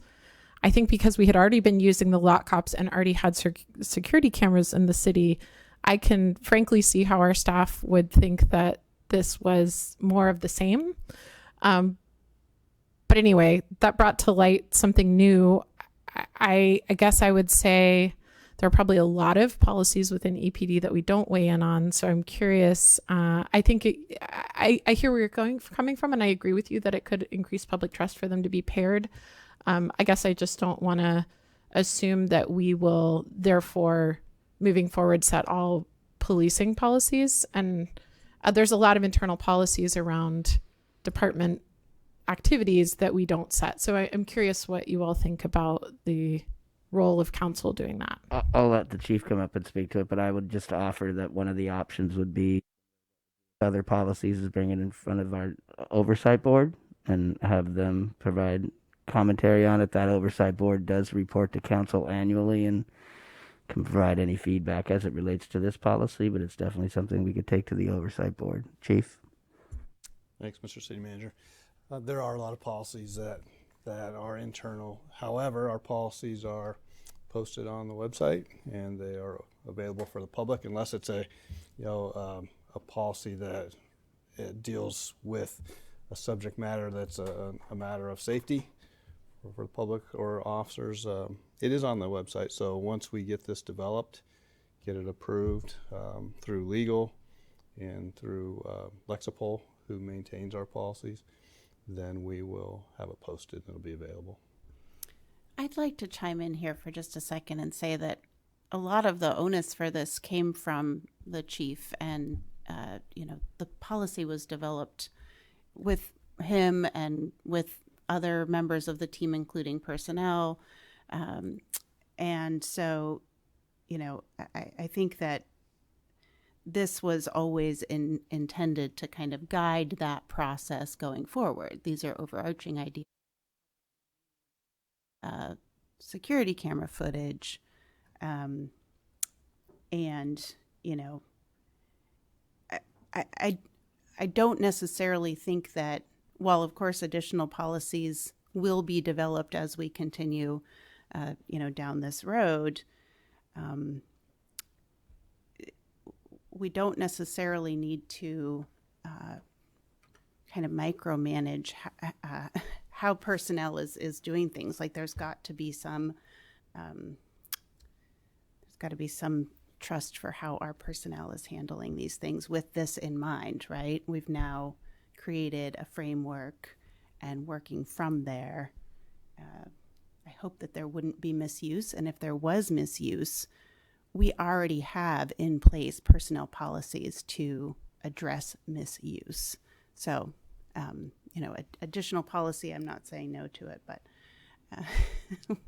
we do have a lot. And as the chief said, it's all online, and we have ways in which to address that already. Councilmember Arroyo. Well, my interest in asking about that additional policy was that, we have in the past, we have asked business owners and private residents to tell us if they have security cameras that they're willing to share footage from. And so I assume that you do get quite a lot of cooperation from people providing privately gathered footage and then submitting that as potential evidence. And I know that there's already standards of handling evidence. So I wasn't sure whether that privately surrendered footage just is like in the big bucket of evidence that you get, and whether this kind of thing even applies, or whether there needs to be a separate policy about security camera use that isn't city owned and operated cameras. So to me, it almost seems like the evidence is like its own separate thing. Once it becomes police evidence, you have your own way of handling it, and we don't really weigh in on the policy for that, right? I think you worked your way through that one. So, yeah, yes. Sometimes I have to think out loud. Yes, the evidence portion of it is one thing, and we're very grateful for businesses and citizens who've shared their security footage with us, and that becomes evidence oftentimes. What I'm more concerned of with a policy and a procedure, and how city employees and particularly EPD employees employ these cameras, is that I want to have clear and very clear lanes for them to work in. I want to state very clearly, even though I'm not doing it now, state very clearly what these are to be used for and what they're not to be used for. And I just like to remind everyone that, if you're in a public place, chances are right now you're being videoed.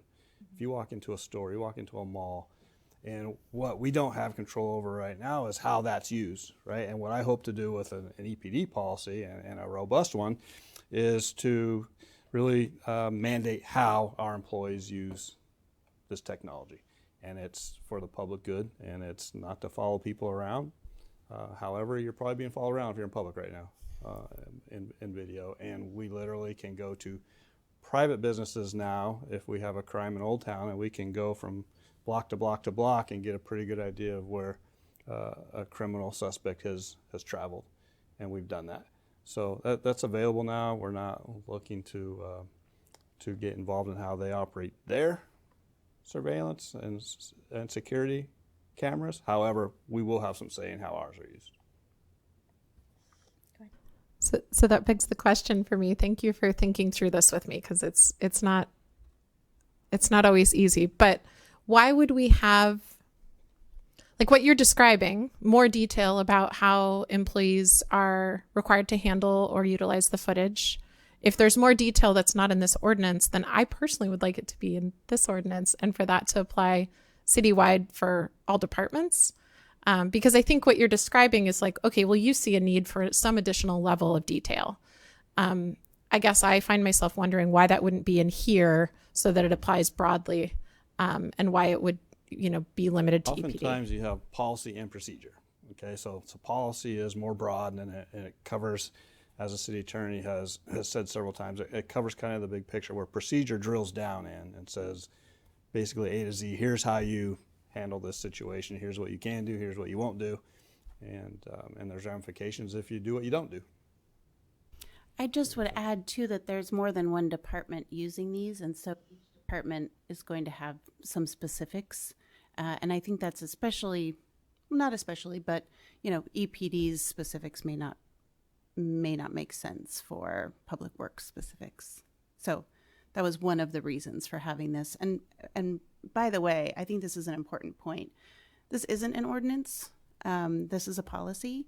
A lot of the ordinances that I looked at around the state, including ones from Oakland that have been mentioned, ones where the chief used to work, they are ordinances that create a body that then creates a policy. And in many of those instances, while the ordinance was passed and the body created, the policy isn't forthcoming yet. So after kind of years of effort, still I didn't see a policy. And so we skipped the ordinance portion. And, if that was inappropriate, I'll take some responsibility for that. But I think what we created here was, the outcome of some of those efforts. At least that was my hope.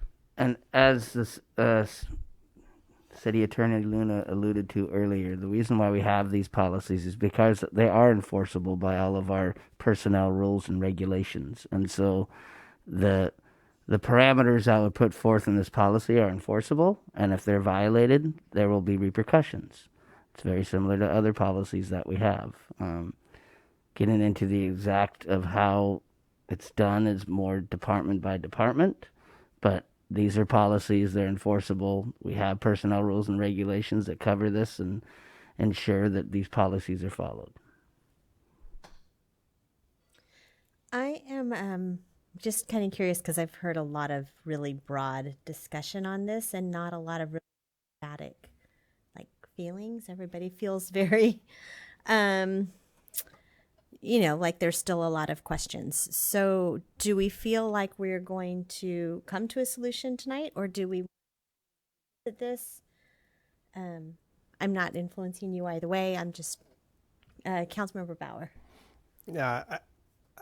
Is there a rush? I don't think another discussion with some of the suggestions that have been brought up, I think that would be fine. So I'm not really ready to adopt this policy just from the lengthy discussion we've had. And I don't know. I'm a little torn by it, and I think I would be receptive to talking about it again. Anybody else have feelings about that? I mean, I have feelings, which are that we're already using security cameras, and we're also already paying for. Now we're under contract to pay for something that we've been using. So I guess I would like to see us adopt something fairly soon. It doesn't have to be this meeting, but I'd like to have a plan for what we bring back, and then what that means for our existing things that we're paying for and systems that are already in place.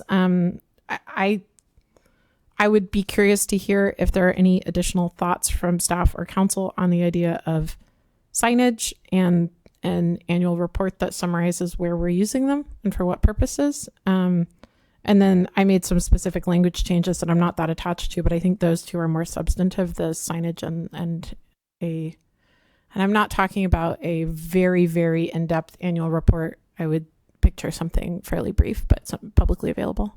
So I know that City Attorney Luna made diligent notes of those bullet points that you put through there, and I think that what staff could do is put those in, incorporate them into this policy, along with the changing it to will and do not, and some of the other language that's in there, and bring it back at the next council meeting for consideration. If there are any other specifics that council would like, if we can take that into consideration, it would be best to get them all so that we don't have any, and we can incorporate all of it into the policy so that we don't have any substantive changes again after that and have to come back again. So if there's other things that council want added or changed, it would be best if we could do that now so that we can have it all incorporated, and if there's stuff that's removed, then we wouldn't have to come back again. All right, Councilmember Bauer. I think there was some discussion about oversight, audit and oversight, like whether that's something we want to. I know this will be a system that's used beyond EPD, but having the oversight board involved in some fashion, I don't know what that would be, but. So if this is ever used in a case by EPD, then it's likely that this would go in front of the oversight board as a part of, if it results in it, well, maybe that's not true. I shouldn't say that. I don't know if the oversight board would be appropriate for this. The oversight board is more for the oversight of police practices. And so let's say this resulted in an incident where there was an EPD, responding to a call, and there's something used for this. So there's a possibility that they could see the footage from that.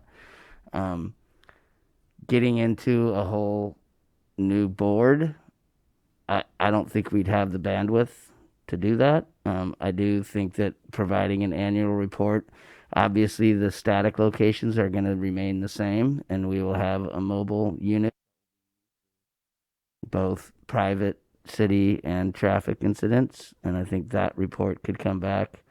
I think the report related to reduction in calls for service, those type of things at these locations could also come along with that as well.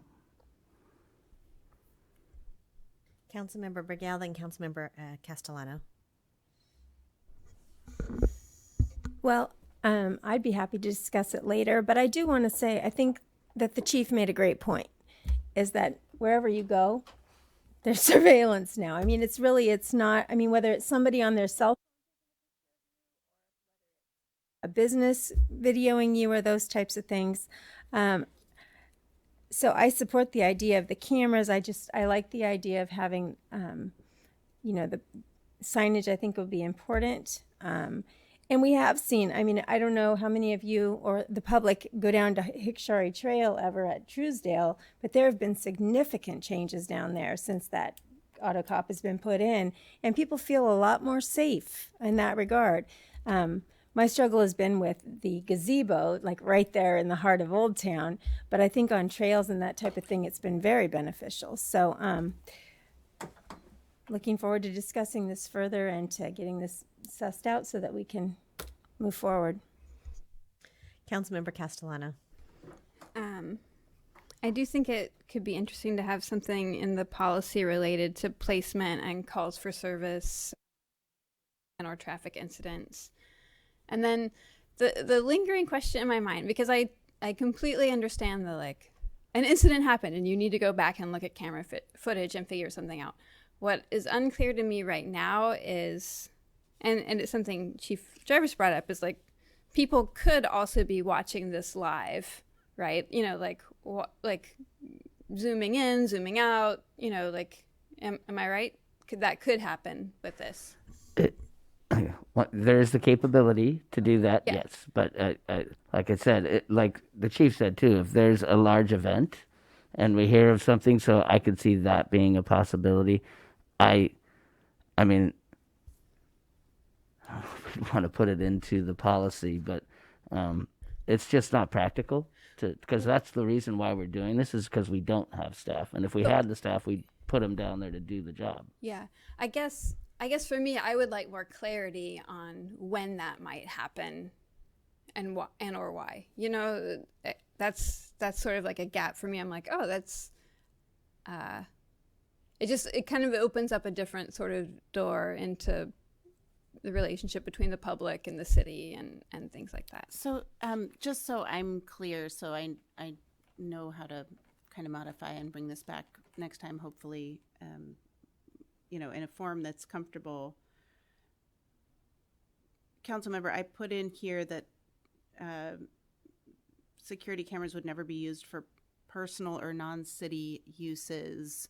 When you're talking about zooming in, zooming out, I'm just wondering, like, worst case scenario, what's your fear there that isn't, or maybe fear is not, what's your concern that isn't covered by, don't use this for personal reasons? Yeah.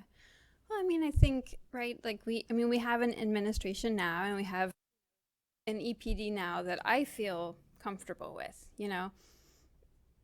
but, let's say there's a protest against something that people don't believe in or agree with, could people be using, and that's like in some of the literature I read, could people use that to, zoom in on people related to differences in expression of free speech, or something I don't know. I mean, I feel like, to Councilmember Brigel's credit, I feel like, and Chief Jarvis's credit, I do feel like cameras are everywhere, and this is our opportunity as a citizenry to engage with this.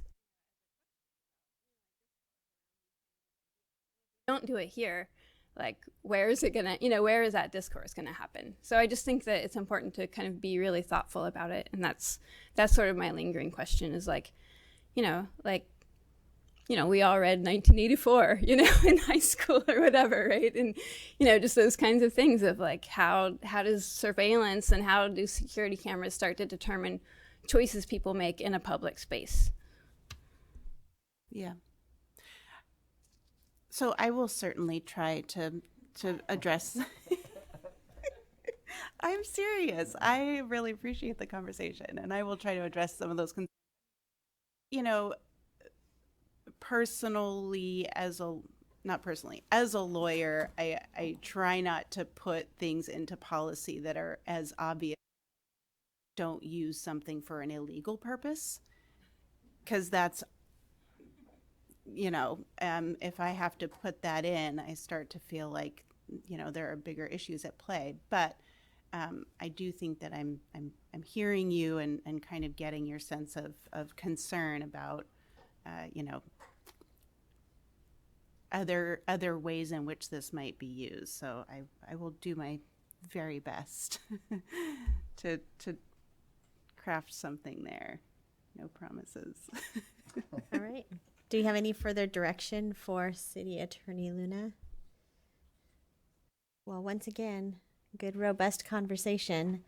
It is 8:12. We're so close to the end of the meeting, but I know people really like their breaks. So can we push through? Awesome. Mayor Seaman, could we, we've had our county clerk and recorder and elections manager waiting for city manager reports. Could we pull that up? Sure. Briefly? And then do the voting delegation after? Sure. Yeah, I have been noticing you guys out there too. So thank you very much. So then we are going to hop ahead to the city manager's report, and don't let me forget to go back to the other thing. Okay. Go ahead. So thanks again, Mayor and Council. So tonight we have Juan Pablo Cervantes here from the County Elections Office, wanting to provide you guys with an update at where we're at with ranked choice voting and when it's going to happen and how we're going to roll it out. So welcome, Juan. And Kelly Sanders. Oh, I'm sorry. Both are here. Sorry, Kelly, I didn't see you there. You can come talk together. And council, I asked Juan and Kelly to come tonight to kind of give you an update on ranked choice voting. For ranked choice voting in 2020, and we changed the charter, and it was expected to go into place in 2022. And the city and the county have been working diligently on making that happen, but there has been some information and some things that we've run into, and so we wanted to give you an update on what's going on, why, and how, and when that will be coming forward. So thank you for assisting tonight. Thank you very much. Can you hear me okay? We can. Okay. Thank you so much, Mayor Seaman and members of the council. I'm Kelly Sanders. I'm the county clerk, recorder, and registrar of voters. And as Pam said, we have been working diligently with our vendor to get a ranked choice voting tabulation system certified prior to the November 2022 election. We've run into a few hiccups, and the most recent one is that the Secretary of State's office wants to revise their testing policy on the tabulation system. We just found this out last week, and the tabulation system is on hold right now while the Secretary of State's office revises their testing system. They expect to get back to our vendor sometime in July with an update and possibly a timeline on when this will move forward. And while we are disappointed by this news, I think it gives us a great opportunity for a lot of training on the county side to get prepared for 2024. And Juan and I have also talked about the potential of conducting a mock election where we could invite members of the city council and staff and candidates, political party representatives, and any other stakeholders in the community that would be interested. It would give a great opportunity for the election staff to really know the system inside and out prior to, right now it would be rather rushed to get it certified and do something for November. But I think it would also be a great educational and outreach tool for the city to inform their voters prior to a ranked choice voting election taking place in Humboldt County. So, Juan, did you want to add some things to that? I kind of see it as good news. I think when it comes to outreach, starting earlier is key. We've we've seen some rushing in the past when it comes to deploying new ways of doing things, and I think we're on a timeline right now where we could really engage our different communities. There's a lot of things you don't think about when it comes to doing something like this with elections, language, and how you address linguistic issues, and how you impact communities that are already fairly disenfranchised. And so I think the timeline that we're in now will give us the opportunity to develop and deploy a really robust outreach plan. I think working with the city, we can supply support and really start moving forward with the outreach side as the certification process moves forward. So I'd love to work with Pam in the city in doing that in 2023. I think that would be a key way to move forward. Thank you. You have something else? One thing I wanted to add is that when the system is certified, Humboldt County will be the pilot county to implement this. So we'll be the first in the state. Wow. So, Councilmember Arroyo. So, was there a timeline for how long the state will take to provide that feedback about the tabulation program? Our vendor indicated the state would get back to them in July with a potential timeline.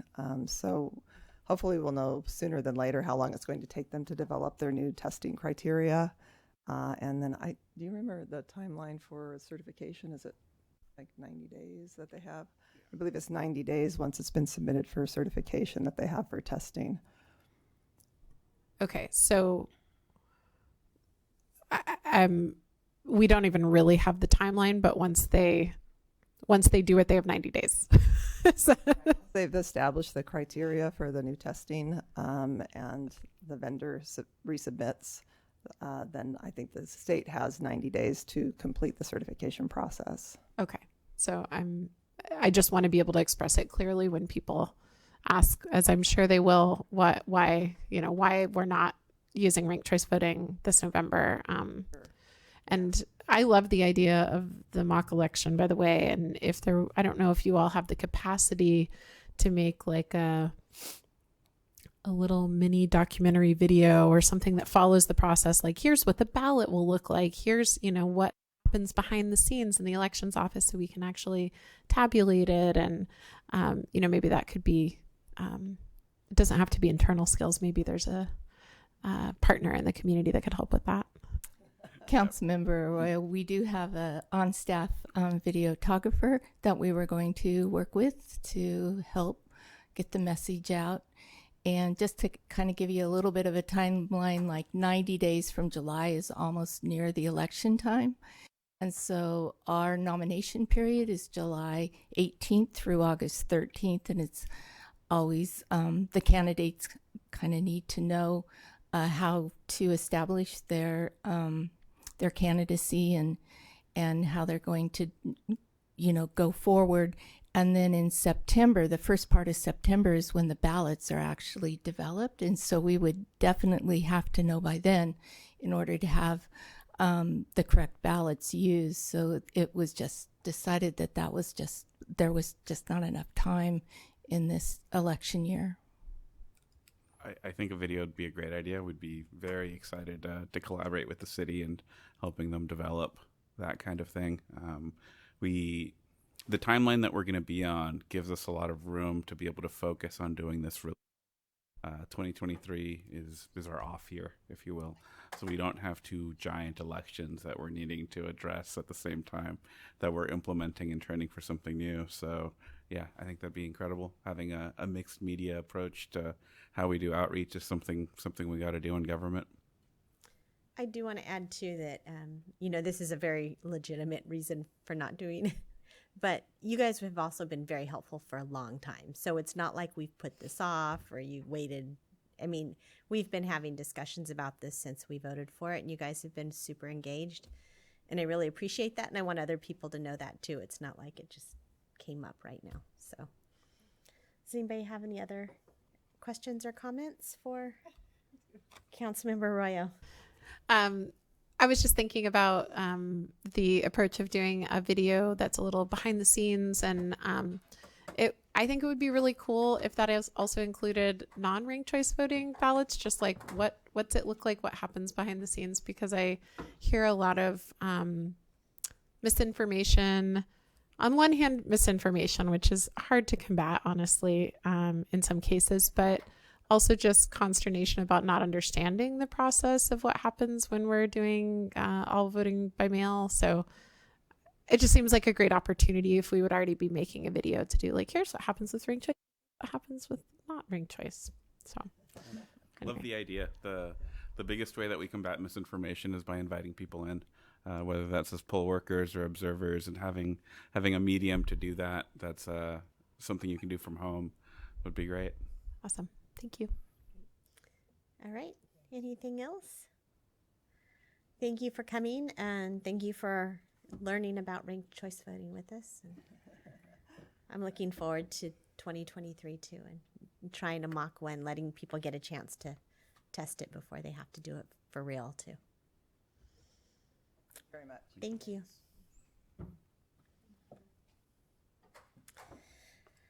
All right. So we're going to go back to item I2, which is the League of California City Delegate.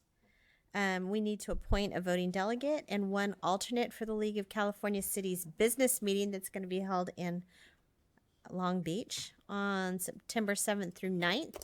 So who is attending, and then who would like to be a voting delegate on that?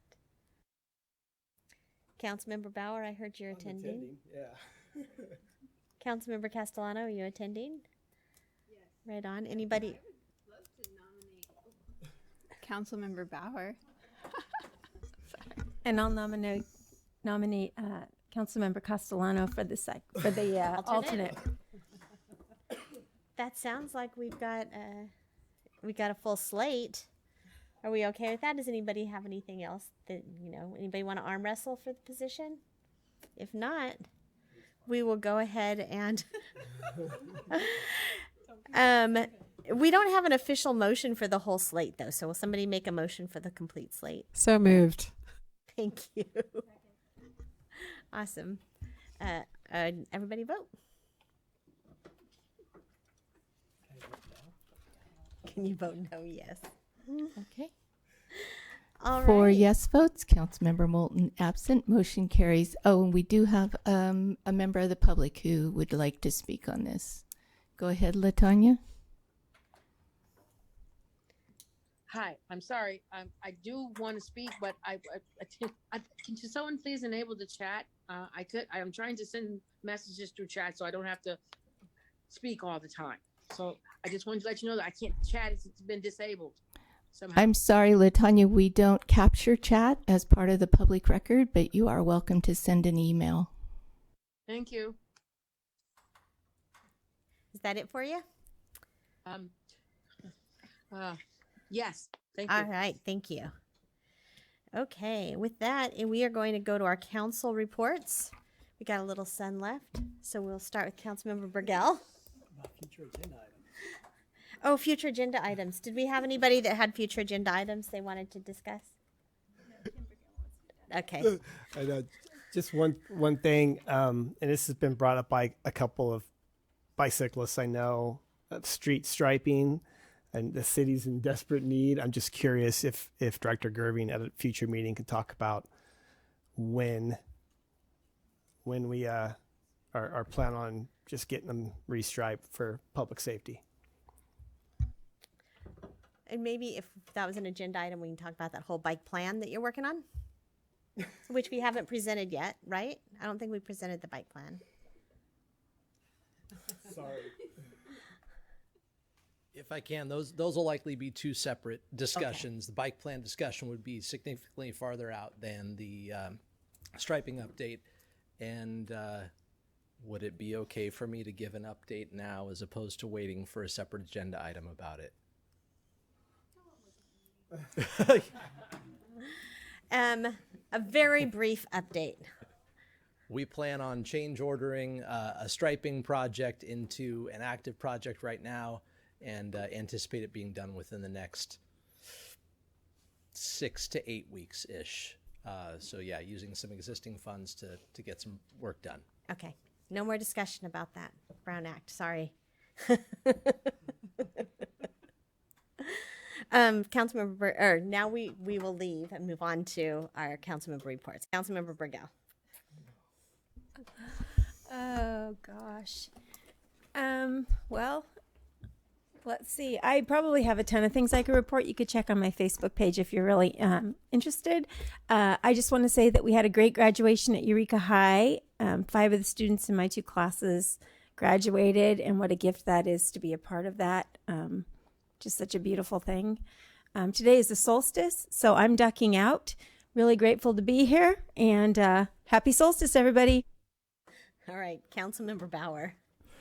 No, not much to report. Typical, the JPA meeting, Cal Cities, we had a government affairs, labor committee meeting that was more just informational kind of stuff. And I also attended the Eureka High School graduation, which was great to see my oldest move on. And just congratulations to all the graduates that made it through kind of a tough couple of years. Thanks. Yeah, that was a tough couple of years for the graduates this year. Councilmember Arroyo.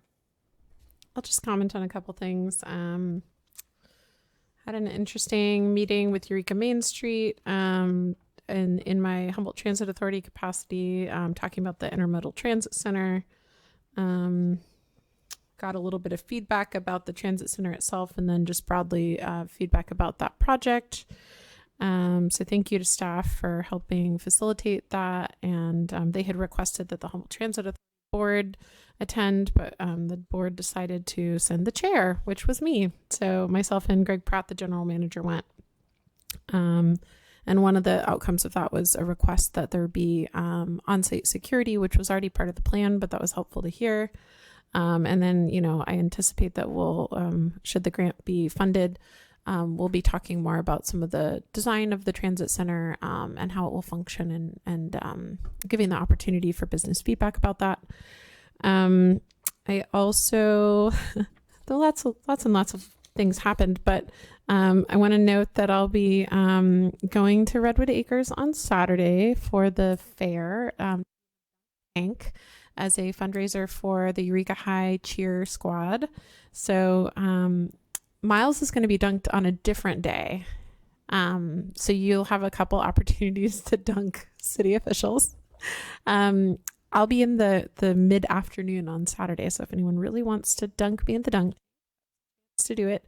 I'm also planning to attend that Cornerstone celebration that the Masons are holding at the Veterans Hall, which we were requested to send a city member. So yeah, looking forward to those things. I'll skip all the other regular stuff. All right, Councilmember Castellano. Let's see. I attended an LGBTQ plus Pride art show, an art opening, and a drag show. And I put on a site-specific art festival. I attended the Main Street board meeting that Councilmember Arroyo spoke to, so I won't go into detail there. And I attended the Juneteenth celebration on Sunday. And I just want to say that one day of slavery is too long, and Juneteenth is just an amazing celebration. And yeah. And then I also attended the NORCAN meeting, Northern California Association of Nonprofits, at development of NORCAN in the community. And that's what I did. Excellent. Hearing you talk about the LGBTQIA, I did want to mention that in our proclamation, we used A as allies. It should be A as asexual, or LGBTQ plus, I believe, is the more common thing that we say now. We were using some old language, so I wanted to let everybody know that that is noted and will be corrected in future years. And with that, I will excuse everybody to go see the last few minutes of sun on the longest day of the year. Talk to you later.